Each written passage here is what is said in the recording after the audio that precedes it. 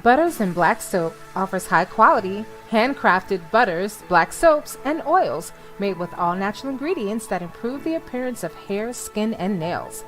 Try Butters and Black Soap's amazing collection of African black soaps sourced from Ghana and infused with ingredients such as turmeric, oatmeal, sea moss, coconut milk, activated charcoal, and more to promote healthy-looking skin.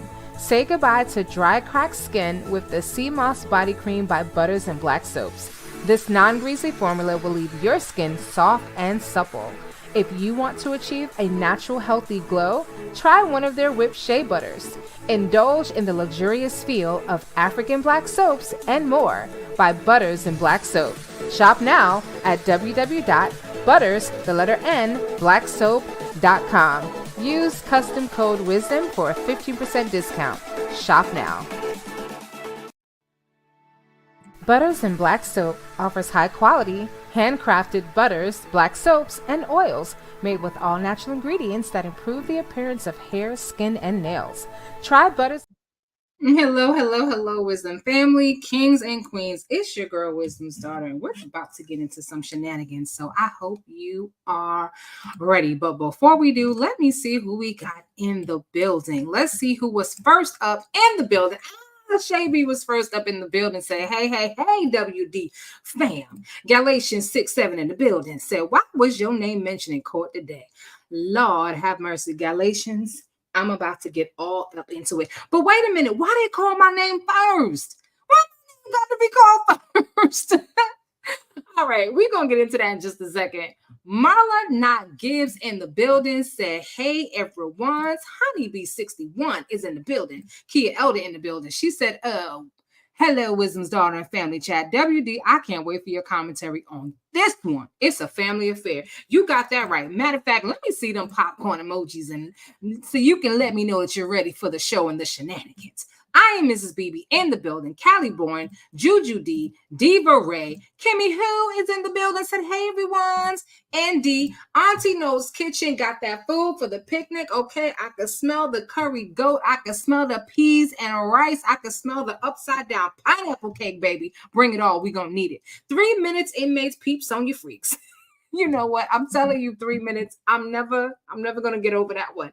Say, hey, WD in chat. Deborah Person in the building. June's Poetry up in the building. Said, Uncle Willie, hottest fish grease about getting his girl WD name wrong. Got my government name all wrong. If you're going to put my government name out there, at least say it right. He ain't even come close. But you know what? Jones Poetry, I got to add that to the list because nobody says my name right. That's why I go by Wisdom's daughter because I know y'all can say that. And I'm going to add that to the list because I got at least 25 different variations of my name and they all wrong. Marla said, Lord, I don't drink, but I might just sip on some tea in a wine glass because this fixing to be juicy. And you know this. Listen to me, 301 and 313, the best night in the building. All right, y'all. So, yeah, your girl got called out. Okay. See what had happened was let's start at the beginning. Okay. Uh, Once upon a time at band camp. So Shirley Strawberry had her divorce hearing. Okay. This is the third time that it was scheduled, but I believe the first hearing didn't happen. The second hearing, Nesto didn't show up. The first official hearing, he didn't show up. And the second hearing, he also did not show up. But you know who showed up? His lawyer surprisingly showed up. Now, y'all tell me, how is it that the lawyer showed up, but his client wasn't present? Right? Nesto said he didn't know nothing about it. You don't know nothing about it, but your lawyer know. What kind? Listen, y'all. Nesto is going to need a new lawyer. Okay, because if the lawyer didn't think to check up on his boy just to make sure that he knew when to be in court and yada yada yada, because Nesto ain't trying to get this divorce. That's what it is. But anyway, it was via Zoom. Okay, it was via Zoom. So when you file a Rule 22, it's just a form that you fill out. It's a fillable PDF, and then you email it to the PIO who handles all those requests, right? And then usually they respond back and say received. And you can go to the court, you can get your signed copy or verify, yada yada yada. So Nesto's lawyer decided he was going to open up with that. Okay. He said, well, Judge, we need to talk about this YouTube thing because YouTube is not media. And these YouTubers, this is a big case. It's national. Y'all, did y'all know that Nesto's case is national? Did y'all know his case? I didn't know his case was national because there's people right here in Atlanta that ain't never heard of a Nesto. Okay. But apparently it's national. It's all over Facebook, TikTok, YouTube. All right, he may not have been lying about that, okay, because I have done a few TikToks. But anyway, so it was myself, it was Nyla, it was Bougie, it was Plunder, it was T-Bug, and I believe that's all the content creators that were there. So he named 4 of us. And I know that Side Horsey was behind this because remember from the text messages, she told Nesto that he needs to get with the lawyer and he needs to tell the lawyer to shut down the YouTubers, shut us down so that we can't talk about the case no more. So anyway, so his defense, and if this is how he argues a case, y'all, Nesto's in trouble. Okay, I'm gonna put some pictures on the screen, but before I continue the story, how do y'all like Sonya's hookaboos? Okay, let me take just 1 second. Let me get this comment down. So this is what Side Horsey was wearing. Okay, neon yellow fingernails. Okay, with matching toes, and her toenails are as long as her fingernails. So I'm not sure what's going on there. I'm going to order Horsey some butters and black soaps. Okay, because I think she needs it. I think she can take advantage of some butters and black soaps because her feet is ashy. And her heels is looking a little dry and crusty. I'm gonna get her that sea moss and argan body cream because that's what I use on my feet. See, she said that she's 80% sea moss, but she lied. Because if she was 80% sea moss, her feet wouldn't be cracked and dry like this. Okay, should have put some Vaseline on there or something. But anyway. So she's got her yellow neon fingernails. She's got, her Payless. Oh, I'm sorry, baby. You don't shop at Payless. Her Temu shoes on and a silk robe. Because that's what it looked like to me.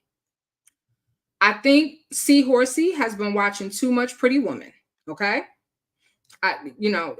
She's stuck in the 90s, y'all. Okay. What the hell did she think she was going to do dressed like this? Did she think she was going to get taken back into the judge's chambers? Did she dress up like this for Nesto? Who the hell comes to court looking like this? For real? Who comes to court looking like this? And just so y'all know, when y'all come up to the courthouse, depending on which direction you're coming from, it's a little bit of a hill. Okay, it's not the type of road or sidewalk you want to be walking on wearing high heels like this, and you got to go up all them steps. But anyway, she came out in the courtroom looking like Pretty Woman. She didn't have her tracks in her head. Okay, no tracks this time. She took the tracks out, so her hair's looking a little thin, and she didn't get all the red out. So anyway, so that was the condition that she came into the courtroom, and somebody said in the comments that she looking older than your girl. All right, here's our boy. Here we go. All right, there's Zesty Nesty. Okay, looking like a librarian. Y'all, why was Nesto falling asleep in court? Sonya looked like she falling asleep right here. Nesto was falling asleep in court. It's in it's in Dennis Byron's footage. All right. So I'm gonna get back to the story about why my name was called out and all that other kind of stuff. But there were two people filming. So Pam had her cameraman there. Okay, she had a representative. They had her Rule 22 because she filed it over a week ago. And then, of course, Dennis Byron. Now he often, not always, but he often files late. And the judge got on him a little bit because, you know, he just filed it on Friday. And they say 24 hours. So the weekend, Monday. Anyway, but the judge allowed him to film. And while his footage is shaky, he got some good images and a good angle of Seahorsey, because that's her new name, Seahorsey and Nesto.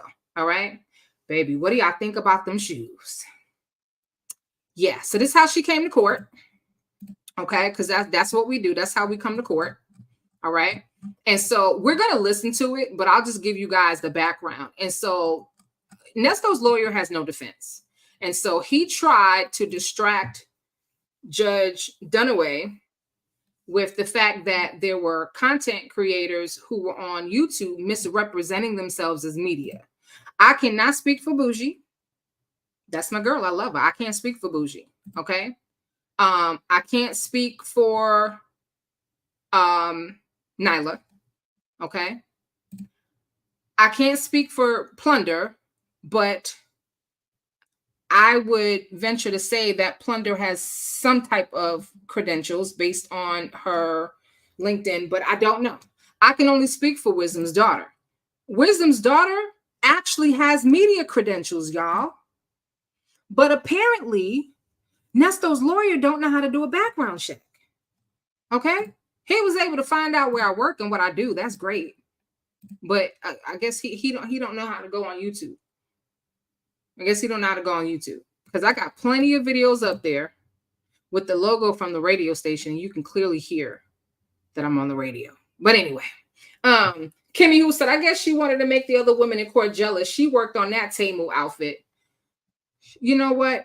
She put more effort into her outfit than in her hair. But if she had put half the effort into her feet, you know, anyway, it's okay. I'm gonna send her. I'm going to call Infamous Roach and find out where Sonya lives, and I'm gonna send her some butters and black soaps. Okay, gratis. Okay, I ain't even gonna send her a bill. Are y'all talking about toenails? Apparently, I missed a lot today. Yeah, you know, listen, you know I clown over here. I'm clowning Seahorsey a little bit. I'm wondering why her toenails are as long as her fingernails. That's all. I've never seen toenails that long before, unless it was intentional. So I'm not really sure what she thought she was doing. But Auntie No's Kitchen done told on Seahorsey. She said that's on Temu for $11.95. Ooh. Anyway, so he tried to discredit. Remember, the whole purpose of this hearing was for him to get the judge to agree to a gag order. Now, he says the gag order is for, and I quote, himself. Okay. He says it's for his client, Ernest Williams. He says that it's for the prosecutor and the DA. Skirt, wait a minute. A gag order for your client? Why would your client need a gag order? Unless he'd been running his mouth for the better part of a year plus, and can't nobody shut his ass up. And now that he's getting close to trial and he realizing that he's not going to get a plea deal because he finally decided he wants one. Now, all of a sudden, the lawyer's like, okay, well, I know how to shut you up. I'm going to just try to shut everybody up. You know it's bad when you got to put a gag order on your client. And the crazy thing is the fact that he mentioned his client. So that's who he's really trying to gag. It's not us. He's really trying to shut Nesto up, because Nesto's the one inside Horsey. Them two, along with their best friend, Infamous Roach, is the one that told everything. Okay, don't censor us. We just repeated what we heard. Okay, we played the game of telephone. All right, and we listened to Nesto and Side Horsey on the telephone. So I'm just saying. Auntie No's Kitchen said, I'm retired. But I never revealed I work for parole. Well, you just did. Sound checking neck is in the building. Say good evening, everyone. So yeah. So he mentioned us. He went in on Bougie. Okay. Now I don't know what's the deal with that, but I know that he lied on Dennis. And if he lied on Dennis, he probably lied on Bougie too. I don't believe for a second what he said about Real Talk Bougie. And I'm not even going to try to repeat everything he said because we're about to listen to it. And we're going to listen to Dennis Byron's footage. Now, it's shaky, but he's got a good camera angle. Thank you so much for the super chat. Alice in Wonderland said, it's obvious Prayer Warrior and Sonya linked up, and basically, Alice in Wonderland, you said it too. You wrote it too proper. It's not basically, it's basically, right? That's what we're talking about. And basically went the petty route. With no real evidence or support, wisdom, you stay on point. Okay. Yeah. So I am prepared for Nesto's lawyer to put in another motion or subpoena, whatever they call it, because I don't think he's going to let it down about the fact that he's saying that YouTubers were on the Zoom without a Rule 22. Okay. And even Wooten said, well, we don't want those things to happen. We want people to follow the rules. However, that's not what this is about. And he politely and professionally got us back on track. Okay. But I do feel that there's the possibility that we may be called to court regarding this matter. Well, all I'm going to say is I got my credentials. And not only do I have my credentials, but just in case they try to say that I created them myself, because some of y'all are real petty. All right. I'm talented. I ain't that talented. But anyway, I have the emails from the radio station that I represent when they sent me the credentials back in June. Okay. This is before all of this. So I'm covered. I can't speak for nobody else, but Wisdom's daughter is covered. So I'm not going to say he lied on me. He just didn't do his research. He doesn't know how to do a background check. I don't know who his paralegal is, but if it's Sonya, then I'm pretty sure that's why, the issue was backwards. Okay. Because he's using Sonya because she says she was a paralegal. Okay. And, Nesto he can't afford it. And she'll work for likes. Okay. And Liquid V. So she was the paralegal that did all the research and provided it to him. Okay. And if Infamous Roach was helping, then no wonder everything is messed up. Okay. Because she can't read. So I don't know what to tell you. So anyway, her toenails are thicker than her edges. Oh, girl. I thought she had on stockings. Lord, no. Pam's footage, so silly Sloan, you're talking to the lawyer at the end. I bet she was. We're gonna see if I can cue it up and find it. Nesto was falling asleep in court. He was doing the bank head bounce. Your head droops and you wake yourself up. Yeah, he did one of those. Yeah, she was looking real stank in the courtroom. I'm sorry. Thank you, Aqua Queen. Shout out to Aqua Queen for being a member for 7 months. Bones wrote this and Hoover added legal jargon. Yeah, I'm pretty sure.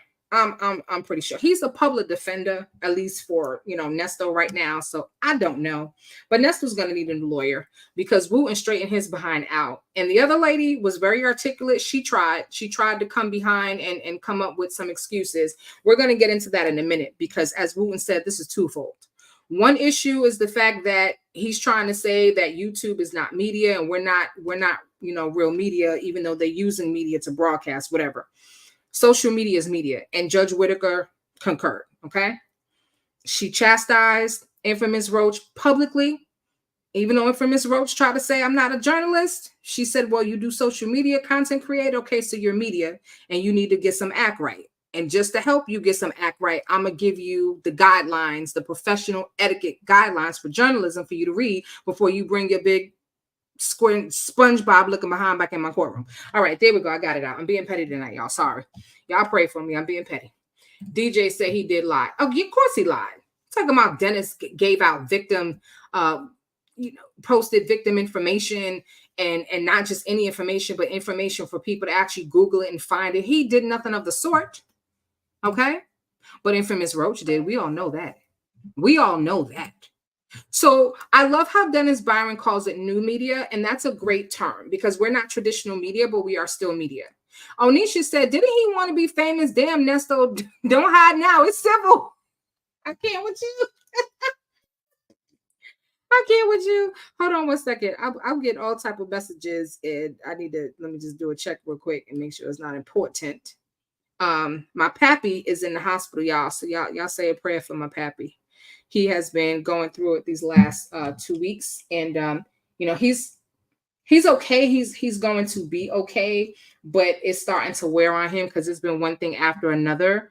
And so you know how that is. It's just it can weigh on your spirit and on your mental. So y'all keep my daddy in prayer.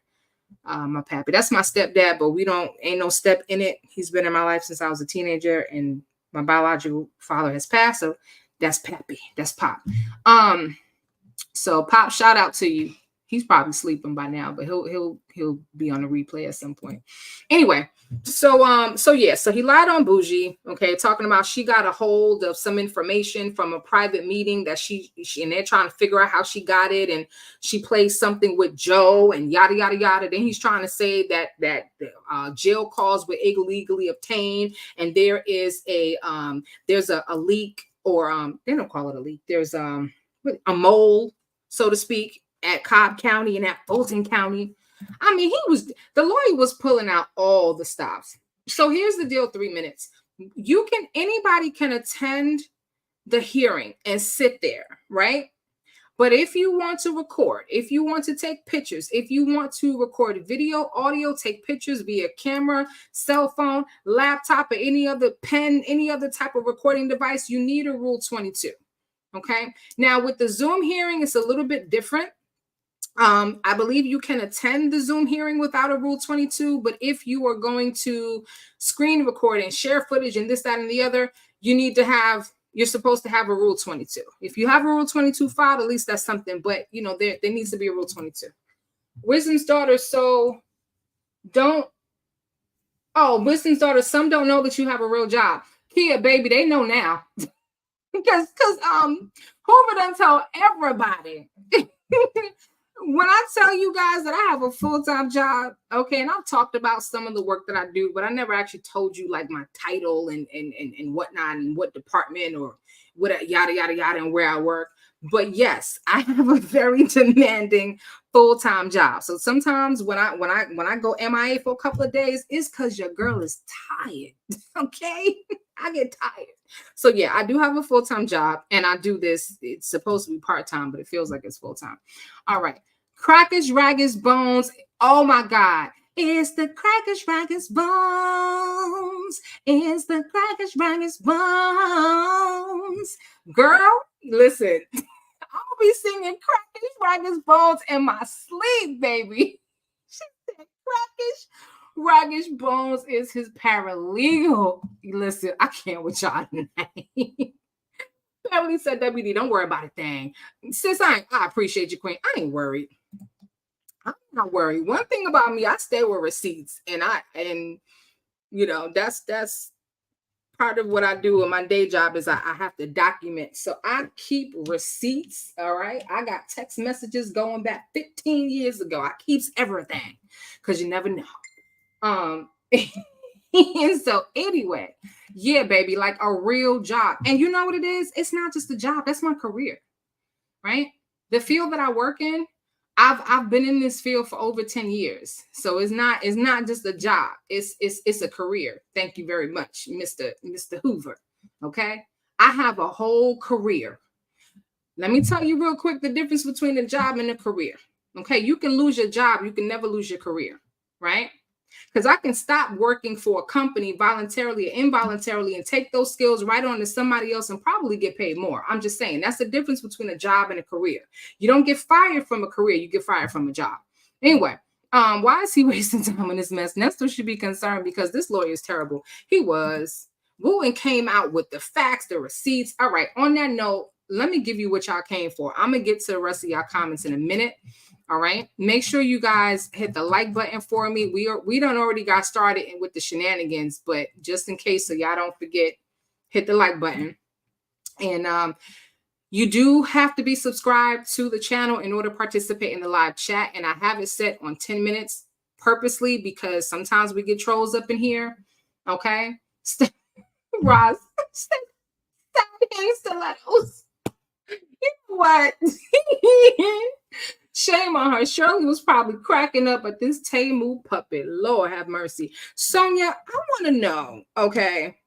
I want to know if you are an ambassador for Temu. Are they paying you? Because you be rocking some Temu. Are you at least getting paid for it? Okay. Because I sponsor Butters and Butters and Black Soap sponsors this. You know what I'm saying? So I use the products, but they sponsor. Do you get sponsored by Temu? I don't think so. I think she just advertising for free. She don't know nothing about business. She really don't. She really don't know nothing about business. Damn, I forgot what I was gonna say. Where was I? Yolanda said, but Infamous Roach got a degree. Coach, wait, Infamous Roach got a degree. You know what her degree is in? Her degree is in throw a rock and hide your hand. That's what her degree is in. Okay, because she's famous for it. She's good at it. Throw a rock and hide your hand. Okay, she started this whole mess. And don't think for a second that Wooten doesn't know, because somebody asked me how come Wooten did not mention her name at all. Infamous Roach, why wasn't her name brought up? The judge already knows. Okay, judge already knows. You know how we use that saying? We say less. Okay, Wooten was like, nah, I'll say less because we don't have a whole lot of time, and he wanted to get out certain things right then and there, and he did that. Okay, two different agendas. Hoover's agenda was to try to discredit the YouTubers and to try to get the judge to agree that we can't talk about the case anymore. Okay. Even if he did that, I still have a key about Seahorsey. As long as she talking, I'm talking. When she shut the hell up, maybe then I'll be quiet. That was his agenda. Okay. To discredit and to dox us. And I guess you can call that doxing if you want to, but, to do that, okay, to distract from the real situation. Wooten's agenda was to, number one, highlight this right here ain't nothing. Who cares about a couple of YouTubers, okay? The real issue is Nesto has charges, and he has pled guilty to charges similar to what he is currently charged with back in 1977. Y'all, do you realize that this man has been committing crimes for almost a half century? 47 years this man has been committing crimes. Okay? I'm not yet 47. So this man has been committing crimes since before I was born. Okay? Some of y'all were in diapers. And this man is over here. Listen. Theft by receiving 2 vehicles. Another motorcycle. So he done took two Volkswagen Beetles. He took somebody's or he received somebody's motorcycle, stolen property and whatnot.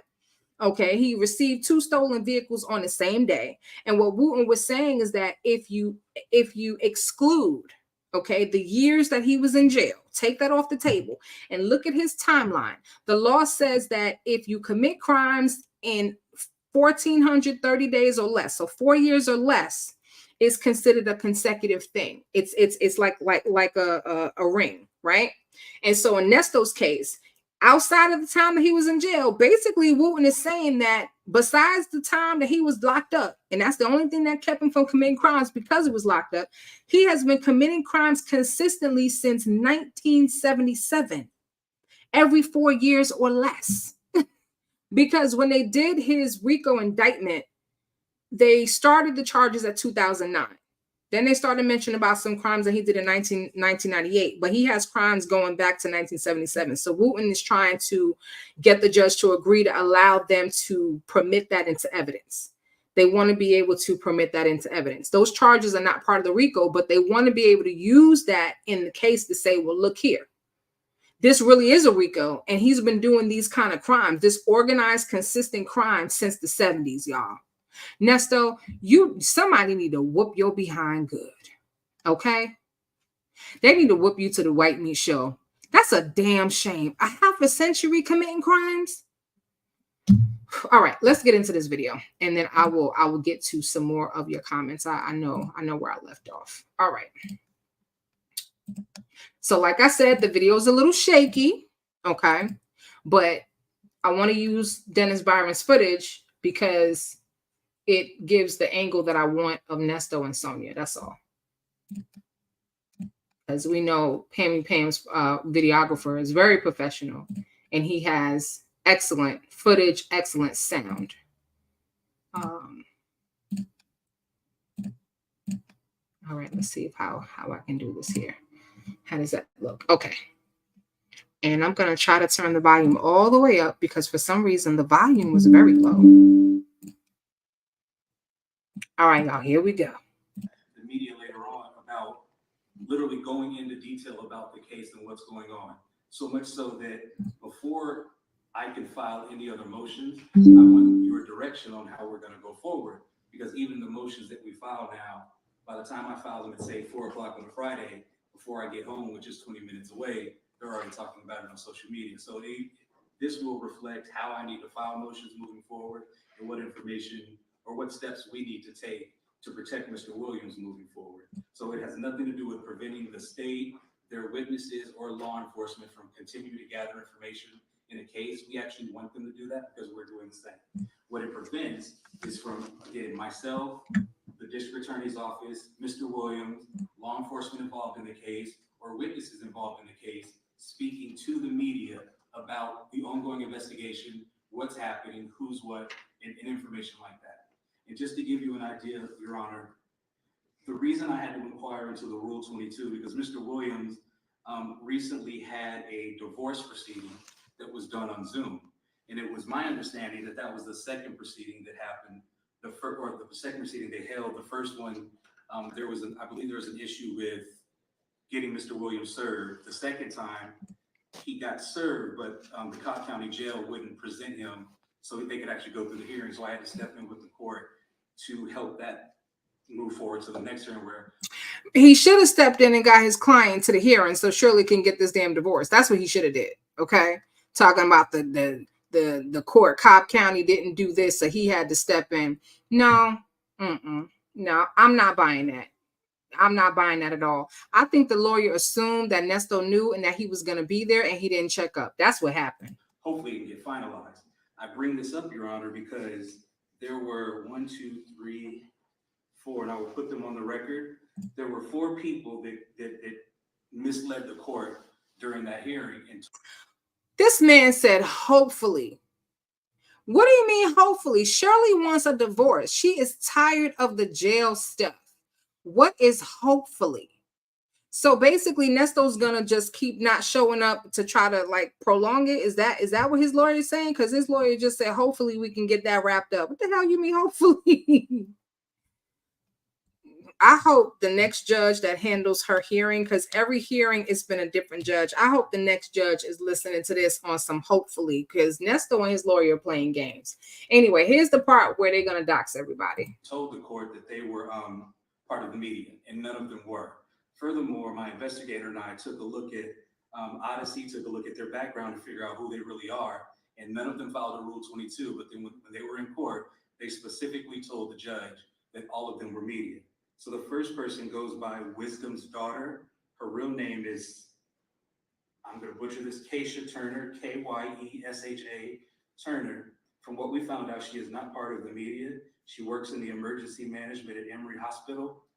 Second one, Real Talk Bougie. I'm going to talk. Kudos for you. You can read my LinkedIn page. He said he looked on something called Odyssey. He looked on something called Odyssey. Well, like I said, I done already put my credentials up on the community wall. It's under members. Okay. Put it up there under members. All right. So some of y'all nosy, and if you're not a member and you want to see what I done put up there, because I didn't just put in my credentials, I put up the receipts and everything. Hey, Gigi, you're not supposed to be in mommy's room, but whatever. Anyway, the membership is $2.99. That's what it will cost you. The cost of nosiness is $2.99. All right. The membership link is in the chat, and let's keep going. So here he starts talking about Bougie. Talk about her a couple of times. Real name is Francois Prosper McMillan. That's Francoise, Prosper, Prosper. Last name McMillan, McMillon. She is not part of the media.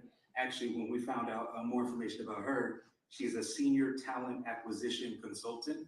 I'm not sure what that means, but it has nothing to do with the media at all. The next one is Plunder, Plunder LLC. The real name is Paula Neal Mooney, PaulaNealMooney.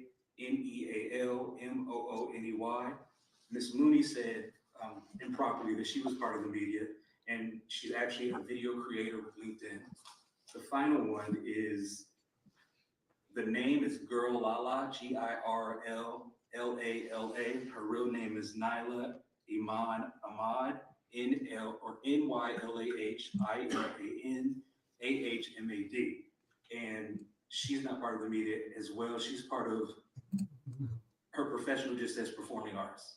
So all of these people, while I was on the Zoom along with my team to observe what was going on, all of them specifically said to the court that they were part of the media when they were not. None of them brought out a Rule 22 as well or filed it in advance. Furthermore, when it comes to Real Talk Bougie, that's Francois Prosper McMillan, somehow she has received meetings between my investigator, Doug Belial, and Mr. Williams at the Cobb County Jail. And when I say she's received the meetings, the actual recordings she has recordings of. The way we know this, because on her show, it's called Real Talk Bougie, when Doug Belial first spoke to Mr. Williams. What did he just say, y'all? On her show. So if she has a show, she's media. Social media, media. Period. I wouldn't want this man to defend me against the crack in my wall. I'm just saying. I wouldn't want this man to defend me against nothing. Okay? I know Woo was sitting over there trying to stifle his laugh. Like, wow, bro. Like, you got no chance. Nesto is going to pray that God sends him straight to hell when this trial happens, because this man is not prepared at all. Williams, he called himself Joe. He didn't say his real name because we were trying to see where this leak was. During Miss Francois' meeting between Mr. Williams and someone on my team, and we know this for a fact, and she's one of the main people that have been spreading misinformation about this case. And we know now that she's getting it not only from, well, I can't tell you who in Fulton County, but I can tell you at least from Cobb County, she is getting information she should not have. For those reasons, that's why I asked, who has a Rule 22? Was it done properly? And from now on, if they're not done properly, Your Honor, we're at the point to where not only is there a confidential issue that's going on, but there's also the issue of people misinform, and I'll say misinforming the court, just so they can do their quote unquote podcast under the guise that they're actually media, and they are not. Now, when it comes to Mr. Brown, I've seen him in this case. I've seen him in other cases. I still don't agree with the way he does his Rule 22. I would ask that we. He said, Mr. Brown, Mr. Hoover, who in the Harry Potter is Mr. Brown? I think you mean Byron? Dennis Byron of the Hip Hop Inquirer? Who cares that you don't like the way he does his Rule 22? If the judge signed it, that ain't your business, okay? Not my problem. That's not my problem. It's not your business. That's just not your business. Mind yours. You know, if he put as much energy into researching the YouTubers, okay, instead of following through on Nesto's case, maybe he might have a chance to reduce the sentence Nesto's going to get, because Nesto's going to do time. And he's going to do so much time that he's never coming home. That's just what it is. I'm not even trying to be negative. I don't believe Nesto is ever getting out. It's just a matter of, is he going to get 30? You know what? I think Nesto should get 47 years. That's what I think. He's been committing crimes for 47 years. I think he should get 47 years. That's what I think. Yeah. That's what I think. let's streamline that a little more to make sure we're doing things properly, because what's the point of doing them if we're not going to follow the rules, especially when it comes to a case like this, Your Honor. Now, in regards to the state's response, there are a couple of things that I want to note as well. On page 5 of the state's response, when it talks about the district attorney's office not being able to discuss information with the witnesses and law enforcement, that was never an issue here. As an officer of the court, I know I legally can't do that. I can't ask a judge to do that. Never would. None of what goes on in that section of the state's response is relevant, because that's something I would never do. Now, in regards to the state's section on page 12, I believe that's section 3, where they're saying that I didn't ask for the exact same thing that I'm asking for everyone else. I should have put that in writing more, Your Honor. When you do this order to gag who I think needs to be gagged, please put my name and Mr. Williams' name at the top of that list. I don't think it's just one side. I think the information about this case from Mr. Williams, from myself, and from my team, that should be not even limited. It should be put to a halt right now, because we're involved in this investigation. So why didn't he tell the judge everything that Nesto said? Okay, if you're going to tell it all.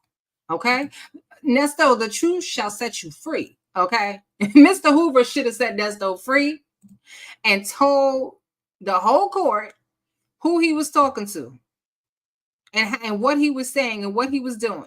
He done gone on Tasha K, Infamous Roach. Okay, his side chick, who's his mouthpiece, his representative, has been on everybody's damn channel. She ain't been over here. She ain't welcome here. But I'm just saying, you know. So you heard him say it. This gag order was really the problem, is that his client is talking. Okay, I think he was pursuing the YouTubers because that's what Seahorse, that's what she told him to do. And you know how Sonia can be. Okay, all right. Anyway, the same thing should go for the state. Now, the state, in their,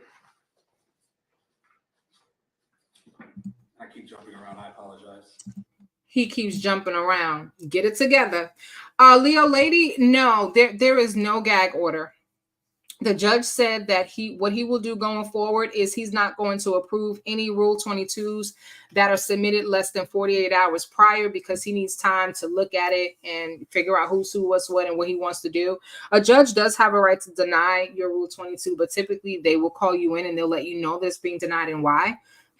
And so, yeah, if Hoover can't get himself together and stay on point and focus, because I think he has ADD like Seahorsey, then Nesto has no chance at all of winning this case. Nesto does deserve a fair trial, and I do believe he will get a fair trial. I do believe that they will be able to find a jury of his peers, because unlike the lies that Hoover's over here talking about it's national. Yeah, it's civil too, right? It's civil and it's national. It's national and it's civil, okay? Anyway, talking about this is national news. No, the hell it ain't. Okay. The New York Post picked up the story one time. One time. It is not national. This is not a high profile case. If you go to the Fulton County Superior Court, to their website, they actually have a link.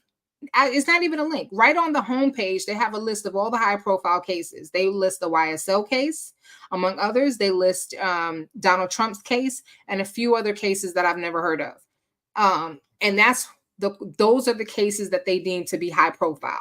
Not this foolishness right here, not the shenanigans. Nesto, I'm sorry, you did not make national news, boo-boo. There's too many people who don't know who you are, okay? You and Bonitail. Nobody knows you but us. The YouTubers made this man relevant, basically. Sonia looks bored. Talks about the fact that the one interview they had, it was done one time, and it was for the purpose of basically putting out the indictment, putting out the charges, and asking any victims, any so-called alleged victims that are still out there to come forward. I agree that those are proper, I guess, criterion that you can look at when the state puts out statements. I also agree that it's obvious that it's already been done. So at the point where the state makes the argument that what they did is okay because they followed the rules and these are the reasons we did it, it's already been done. There's no need for them to do it again. It's my understanding, unless new information pops up, which I haven't had a third round of discovery. So it doesn't seem like there's new information that pops up to where they need to go out there again and just talk about this case. I also want to put on the... We're going to press pause on him for a second. Marla said, did y'all hear Dennis say that IS tried to get Ponytail in the media room with them? She was in the media room with them. And he said, I don't know what she's doing in the media room. She was in there with them. I don't know what game she's playing. Okay. Infamous Roach was not in the courtroom, but she was at court. You know, she was there because she covers the YSL case. She was not in the courtroom. Okay. Because she knew her behind was going to get called out. Okay. If Hoover's calling people out, if she was there, I'm pretty sure that Wooten probably would have decided, you know what, I'm just going to be petty for a minute. But like he said, all the information was in the briefing. The judge read the briefing. He didn't want to rehash what was already there. Okay. But it is not good that your name is appearing all up and down the prosecution's motion. And you are out on bond for crimes that you committed. Okay. I'm not a criminal. I've never committed crimes. Okay. I've never been arrested. All right. I've had some parking tickets. I don't know who hasn't. I grew up in New York City, the actual city. There's nowhere to park. You park on the street. You okay? Unless you got a dedicated parking spot, tickets are just part of living in New York with a car. Anyway, but you know, but she's been arrested a couple of times, at least twice that we know of. I don't have any mugshots. You know what I'm saying? So, you know, anyway, I thought Dennis was the first person to make a motion. I don't know what happened today, so I don't have context. So Kia, he made a motion against the defense in regards to the gag order, basically stating that there should not be a gag order. It violates our First Amendment rights. He did not get an opportunity to speak today. Leo Lady says Seahorse should have worn a wig. He did not get a chance to speak today, and the judge shushed him twice, okay? Because Hoover tried to say that Dennis put information out there about victims and put it on his channel for everybody, you know, to see and look up and whatnot, and he's never done anything of the sort. And so, of course, naturally, he said it. He let it, you know, get the best of him. He didn't use the best judgment, but he jumped up as if to defend himself. And the judge told him, you're not a part of this case. Have several seats. He didn't say have several seats, but that's what he meant. Okay. Sit your behind down. Okay. That's what he said. Thank you so much, Miss Boogie Down, for the super chat. I'm going to bring it up in a second. She says, hey, WD and ambassadors, keep doing what you do, sis. Thank you so much for the encouragement. I appreciate all of you. I say it all the time. I have the best subscribers in the world. We don't always agree on everything, but it's always love. It's always encouragement. You know, I love the fact that you guys are not afraid to speak your mind. Who wants to be in a group, in a chat where you got to walk on eggshells? Not over here, baby. Not over here. There was one person who told me behind the scenes that they made a comment and somebody was just a little bit nasty to them. I didn't see the comment that was said, but just know that over here, I respect the difference of opinion. I don't have to agree. I don't have to agree with you, you know, and I'm not going to jump down somebody's throat. Now, if you say something that's not factual, especially pertaining to Wisdom's daughter, I'm going to address it, but I still address it with respect always, okay? And I lead by example.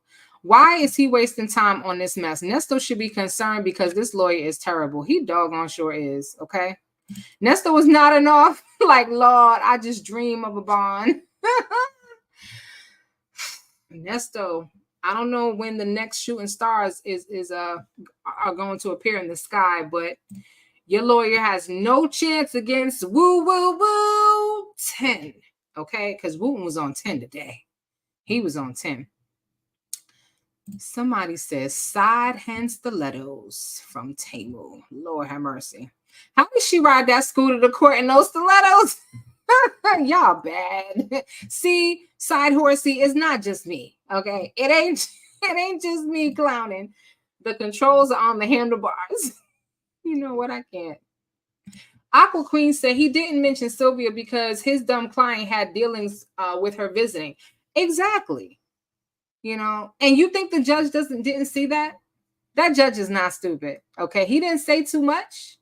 Okay, Pay attention to the quiet ones and the people who don't say much. People who do all this talking, and just got to run their mouth like Sonya, nothing of substance. That man knows exactly what's going on, okay? I don't know, and I believe he is the one also assigned to the trial, but trust me, he knows that the defense purposely did not mention the content creator who they have the transcripts for, okay? He read all that, and who conveniently wasn't in court today over there hiding. What you hiding for? You were having a key. She thought this was funny. What you hiding? I don't think it was Nesto that said that. I don't even think Nesto knows who Dennis Byron is, Kia. Nesto don't know no Dennis Byron. Who you think told him that? Sonya, Seahorse. Sonya the Seahorse. All right. She doesn't know anything about Dennis Byron. Roach told them about Dennis Byron. Now, maybe that's how she got, and then she relayed that to the lawyer, but trust me, she didn't know. He didn't know anything about nothing, okay? Nesto doesn't even know my name. Boneytail might have mentioned it once or twice. I saw my name, I think, twice in those text messages. He doesn't remember that. Trust me, he doesn't. That man is trying to keep from being violated in jail, okay? He's trying to keep his identity a secret. He's trying to figure out how to use the bathroom after eating bologna sandwiches 3 times a day, all right? Trying to figure out how he can get somebody to smuggle in a laxative. That's what he's doing, okay? Record that, yes, the state has the authority to go out there and say or discuss certain parts of an investigation, again, to find if there are any more people that are out there, stuff like that. However, Your Honor, I do want to put on the record that, especially in Fulton County, the district attorney's office picks and chooses which cases they want to go out to the media and ask about. So it's not like this is across the board. We do this for every case.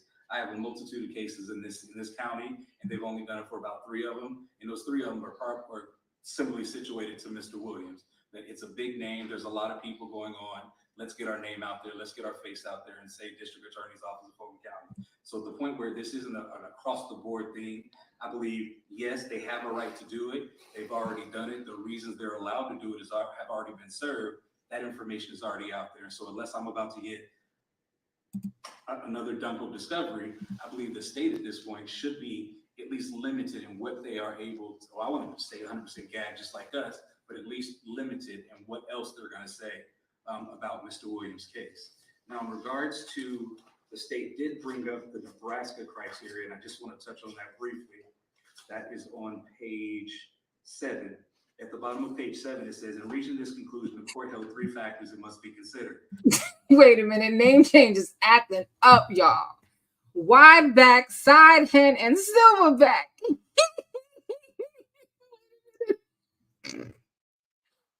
I do not understand how you allow a non-paralegal, all right, let's say a fake paralegal, right? How you allowed a fake paralegal allegedly and a silverback to talk you into this defense. Lord have mercy. You know what? Oh, y'all be making my stomach hurt with these comments. But name change, who's the wide back? So I know who side hen is, and we know who the silverback is. Who's the wide back? I guess the wide back is Nesto. I don't know. Baloney back, more like it. All right. Sonya can't stop pooping, and Nesto can't start. And probably had the same long sleeve white shirt underneath it, unless she let Nesto borrow it for court. Oh, yeah. Where did he get those clothes? Did he get them clothes from Sonya? Did Seahorsey buy him some clothes? Because that shirt, I don't know. It doesn't look like Nesto style. Nesto did not look happy in court at all. Not at all. Aqua Queen said Nesto is a straight up career criminal. Okay? You know it's bad when somebody got to take out the L and add a U. A criminal. Okay? From now on, he is a career criminal. Say it with me. Criminal. And got a public defender. Law have mercy. He doesn't consider them crimes unless it's unaliving someone. Exactly. Right? He always talk about, I didn't know, no, I ain't unalive anybody. Mm-mm-mm. Oh, Anissa.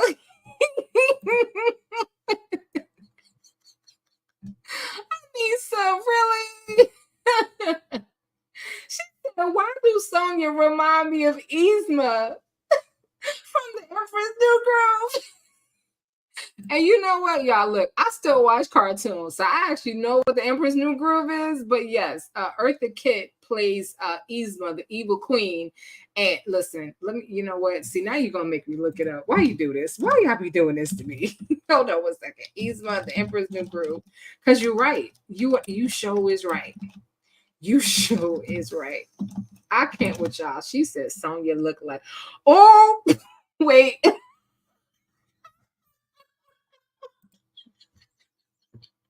No, wait a minute. Oh my goodness. Hold on. I done got off the wrong page. How do I okay. Can y'all see this? Wait a minute. Hold on. Let me oh my goodness. Y'all got me crying over here, literally. She says she looked like Yzma from the Emperor's New Groove.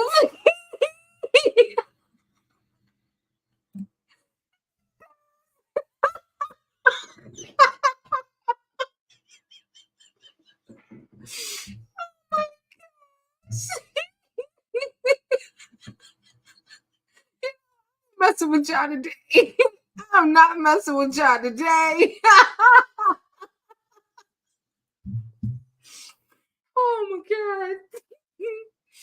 Oh my Lord. I'm sorry. But she does. She really, really does. Oh Lord, have mercy. All right, you know what? Oh my God. Whew. Anissa, you're a mess. All right, let's get back to our regular schedule program. Jesus. Oh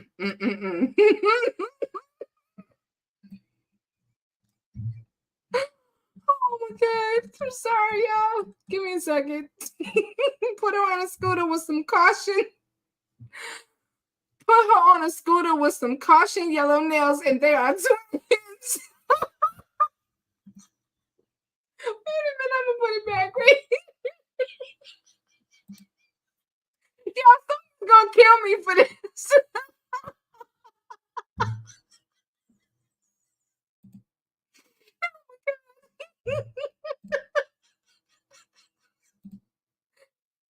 Shoot. Someone's gonna kill me. This lady don't like me. This is why. It's y'all's fault. This is why this lady does not like me. This is why my name got called out of court. Oh gosh. Oh.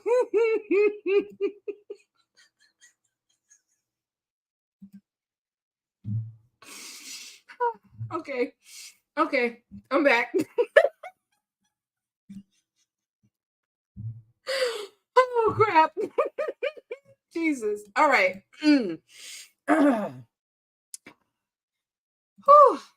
This was something you'd be looking like when she gets to the jail. She see Nesto. Hi. Oh my God. Oh goodness. All right. That was good. That was a good one. First one, the nature and the extent of the pre-trial news coverage. But right there, Your Honor, that's a huge step to the side of Mr. Williams. Not only has his case literally been talked about across the country right now, I have friends in different parts of the country that I've known from law school and other things that are asking about this case. And it's not, oh, I heard you represent Ernest Williams. It's this is what I heard about the Ernest Williams case. But they're going into specific detail. Number two, we have a recorded record of multiple people claiming to be media, multiple people not following the proper protocol, proper rules when it comes to a Route 22 or recording, and all of that's been out there. We also have a point to where one of these people that are claiming to be media that is not media has actually discovered a leak in the Cobb County Jail where Mr. Williams is being held, to where she's literally getting recordings that should be confidential information between my client and my team. So right there, criteria number one heavily weighs in Mr. Williams' favor. Number two, whether other less restrictive measures would be likely to mitigate the effects of unrestrained pre-trial publicity. As at this point, I don't think there could be anything. There's not, the state talked about, well, if we have to go to trial, there could possibly be a change of venue. Well, like I said, this isn't a Fulton County matter anymore.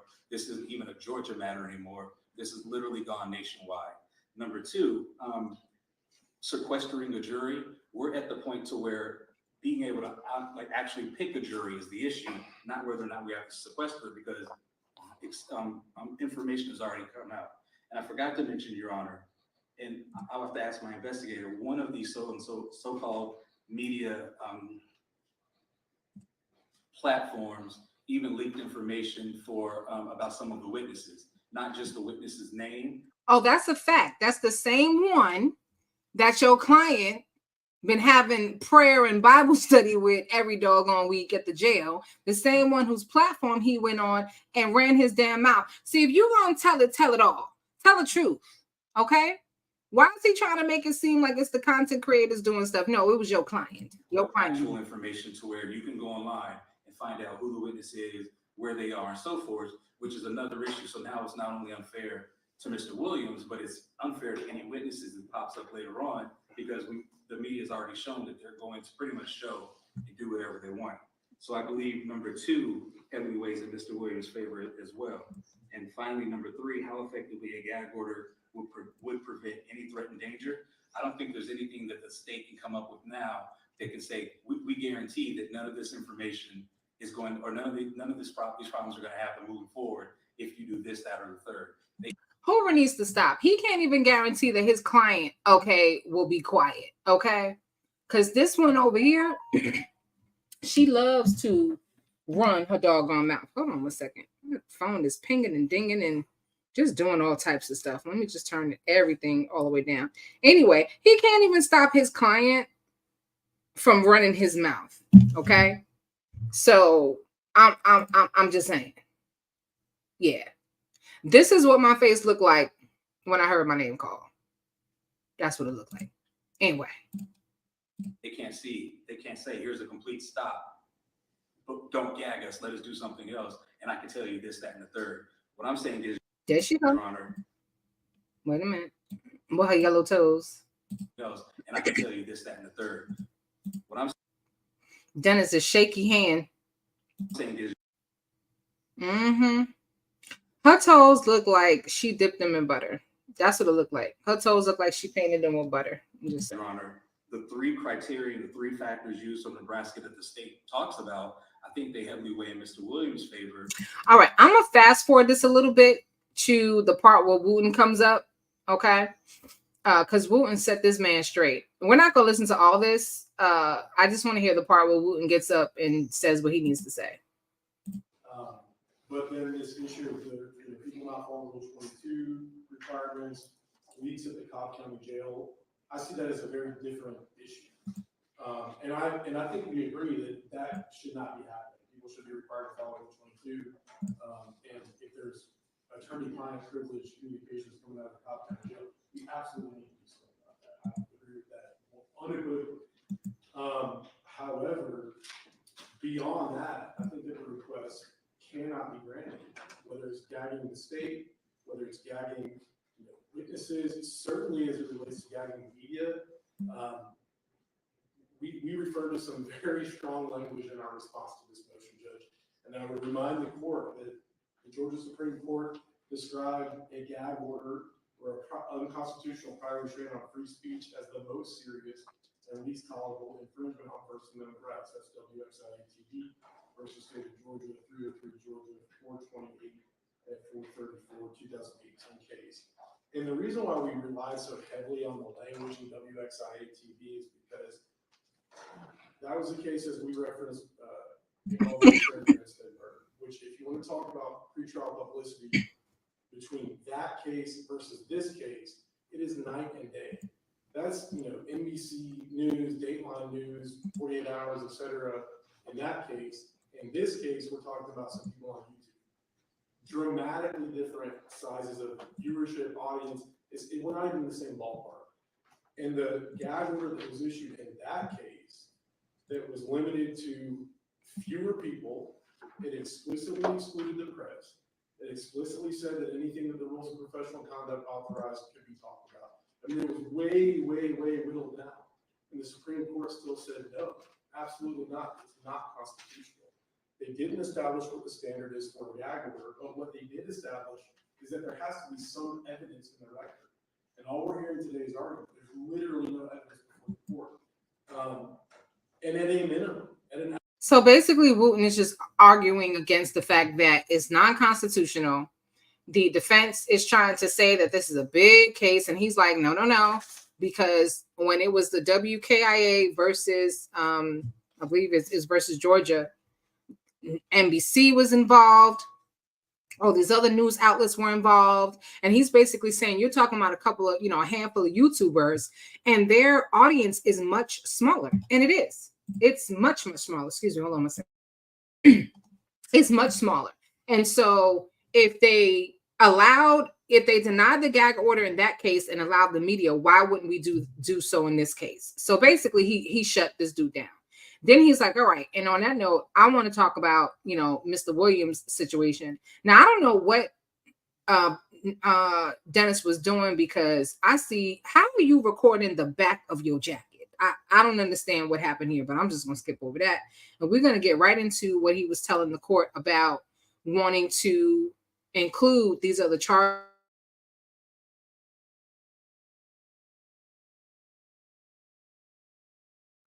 Let me see if it'll play. Get it all done. Did I go too far? But let's at least start. Let's see. Judge, again, I like this last motion. Very fully briefed these issues, so I don't want to just stand here and repeat what's already in the briefing. But I want to hit a couple points.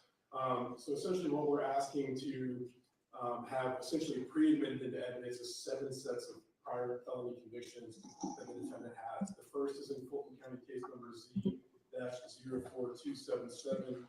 There's 2 counts where the defendant pled guilty in that case. Count 2, theft by receiving 1971 Volkswagen Beetle committed on September 13, 1988. Count 4, theft by receiving of a 1977 Volkswagen Beetle on the same day.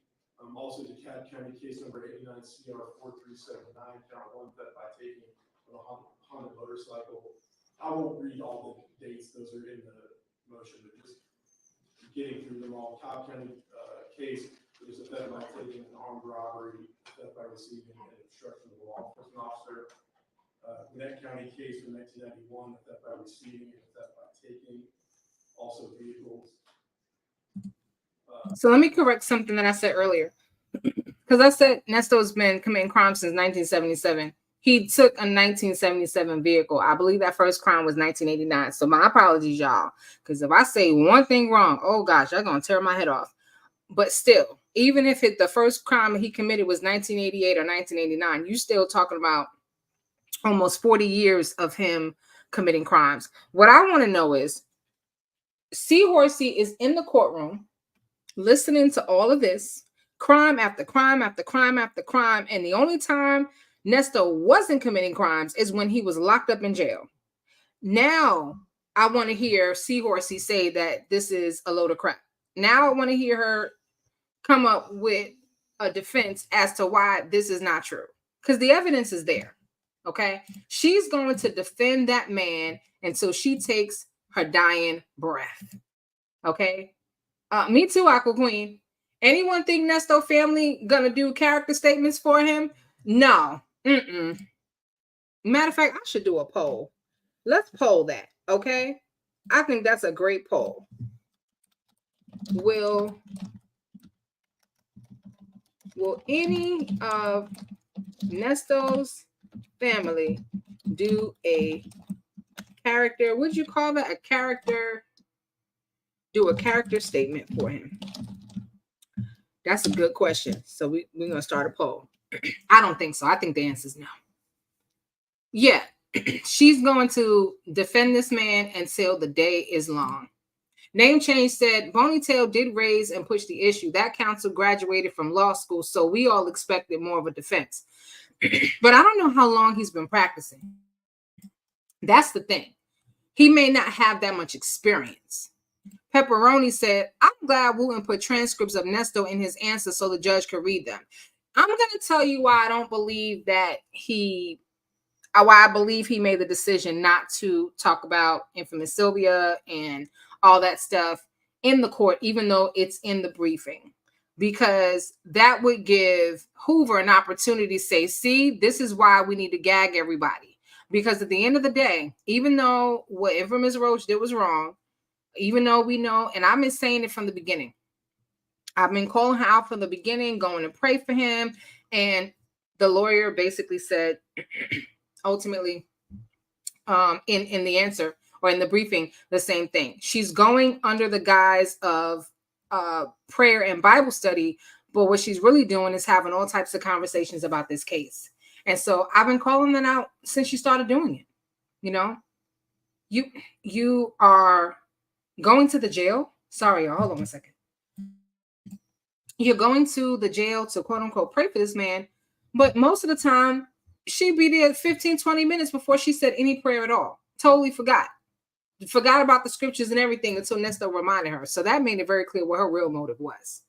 But he was not, I think that might be one of the reasons why Wooten didn't want to mention it, because he did not want to give Hoover the opportunity to use that in his defense. Aqua Queen said, yeah, because we already heard his speech on the phone calls between Bones and Albert. Lord have mercy. I'm trying to get to some more of the comments that I skipped over. Somebody said Sonya sat in the back so he could see her. His real people told him to sit down somewhere and hush, but he let Sonya run them anyway. Well, I mean, Sonya, he's been allowing Sonya to run the show, and she put him in a really bad spot. She put him in a really, really, really bad spot. It's going to make it very difficult for Tiger Lily's acting up. It's going to make it very difficult for this lawyer to defend him. And this lawyer either has no integrity, has no issue lying, or because he's a public defender, he just doesn't have enough experience. And I think it's a combination. Oh, Pepperoni said, why back is Hoover? Oh, Lord have mercy. Oh, Lord. Hoover is wide back? Oh, my goodness. Y'all are funny. IS is behind all this. She's a mad devil. She's mad and the devil never wins. Listen, you know what? I truly believe in karma. I mean, you can call it 1,000,001 things, but I do believe that what you put out there, good and bad, comes back to you. It is biblical. Okay. So listen, all I'm going to say is Lord have mercy on her. Because by the time the Lord is through with her, she's going to wish that YouTube never existed. Well, Sonya told YouTube about those people. How in the hell did he think you YouTubers know? Exactly. We got it from her. You know, he's trying to save face by saying, oh, yeah, and I'm trying to gag my client also. Cut it out. Bones is his karma. This is where he truly learns a valuable lesson. The grass is not greener on that side. June's Poetry said he may be inexperienced, but he did consult with his colleagues before he made this presentation. This counsel sounds like Sonya, especially with the interjection of bloggers' names. Yeah, he didn't do his homework. He consulted her. This man's family don't mess with him. At a time when they can text him, easiest form of communication, they won't do it. They done. Compound, you made an excellent point. And I love your fur baby, by the way. You made an excellent point. So we've talked about it, right? The family has never come to visit him. They hardly ever call him. When is the last time we got a call from Dion? I mean, even the calls that we're hearing now are I'm not going to say recycled calls, but they may be other versions of calls that we've heard before, meaning that when we heard it the first time, we may not have heard the whole thing. It may have been chopped up, but they're still old calls because there hasn't been any calls recently. Yeah, I looked up at the number of views on this video and the number said 666. And I'm looking at it because I'm waiting for that bad boy to change. Like, I'm gonna have to log in from another account and make it change. I don't like that 666. Wait a minute. Oh my gosh, we got 2 people gifting at the same time. I am Mrs. BB just gifted 10 memberships, and then June's Poetry turned right around and gifted 5 more memberships. Well, pray the Lord and hallelujah. Hold on a second, y'all, because we got 15 new wisdom ambassadors, y'all. Look at God. God is so good. All right, let me see who got gifted. Pepperoni 426. Marla Not Gives. I'm free to be me, Miss Boogie Down. Sonia B, not that Sonia. Kaz S, Learn Life. One Leg Off. Marilyn and Miss D. Y'all were all gifted by none other than Queen. I am Mrs. BB. Nola Brown, 000. Cam T. Whitney Lynn. Marla Not Gibbs. And Tootie. Y'all were all gifted by none other than King June's Poetry, who stayed making it rain over here at Wisdom's Daughter. Throw it up in the chat because we begin now.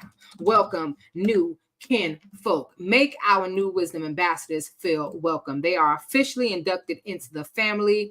Thank you so much. I am Mrs. BB. Thank you so much, June's Poetry. And may your gift return back to you tenfold. You know how it go. Make sure y'all give a huge thank you to I am Mrs. BB and to June's Poetry, because that is who gifted you. Enjoy the membership. See, now y'all don't have to pay the $3 to be nosy. If you guys want to see my media credentials, oh, praise the Lord. The views just went to 676. I looked up and saw that 666. I was like, the devil is a lie. But thank you. Thank you so much again for gifting those memberships. Those of you who were gifted, you have a free membership for 30 days. I hope after the 30 days you'll keep it. The membership is only $2.99 a month. And now you can go over there and be nosy and get access to everything, because that is where I put my receipts. I talk about things sometimes, and then I'll put the receipts over there so you guys can have a looky-loo and be nosy. And for those of you wondering what kind of media credentials I have, we'll go on over there and take a look. All right. So Compound said that his family is done. They can't even send a text message. Can't even send a text message, y'all. That is sad. Like super sad. For real sad. Can't even send them. I didn't even think about that one. Can't even send the man a text message. That should tell you a lot, a whole lot. Okay. Now, don't forget, Infamous Roach. Because I was talking to somebody about it earlier. Infamous Roach got a hold of that video. Remember the video that Nesto kept crying about? Oh, you got to find this video. Dre, do you have the video? Because I sent it to you. Dion, you got to help me find the video. Get my old phone. Get my new phone. Get my backup phone. Get my second phone. Get the third phone. Please find it. Okay, well, Dion did find the video. And somehow Infamous Roach got a hold of it. And according to the text messages, it was Dion who gave it to her. And she gonna put it in her membership for $4.99. I don't mean $4.99. I'm talking about $499, and said if they want to watch it, they're gonna have to pay. Put it not on her Patreon. Created a membership level on her page for $4.99 and charging people to watch the video of Nesta's daughter having a mental breakdown. If that's not a devil, I don't know who it is. All right, hold on. We got Queen Shinerly up in the building. Just became a member. Queen, thank you so much for officially joining the Wisdom family. We got another new Wisdom ambassador. Throw it up in the chat, because Queen Shinerly, we begin now. All right. Yeah, I know Color Purple is my favorite movie. What? Wait. Diddy arrested. Hold up. Calcita. Verdad? Diddy was arrested for real? Wait a minute. Calcita. Hold on, y'all. Woo, press pause. 1 second.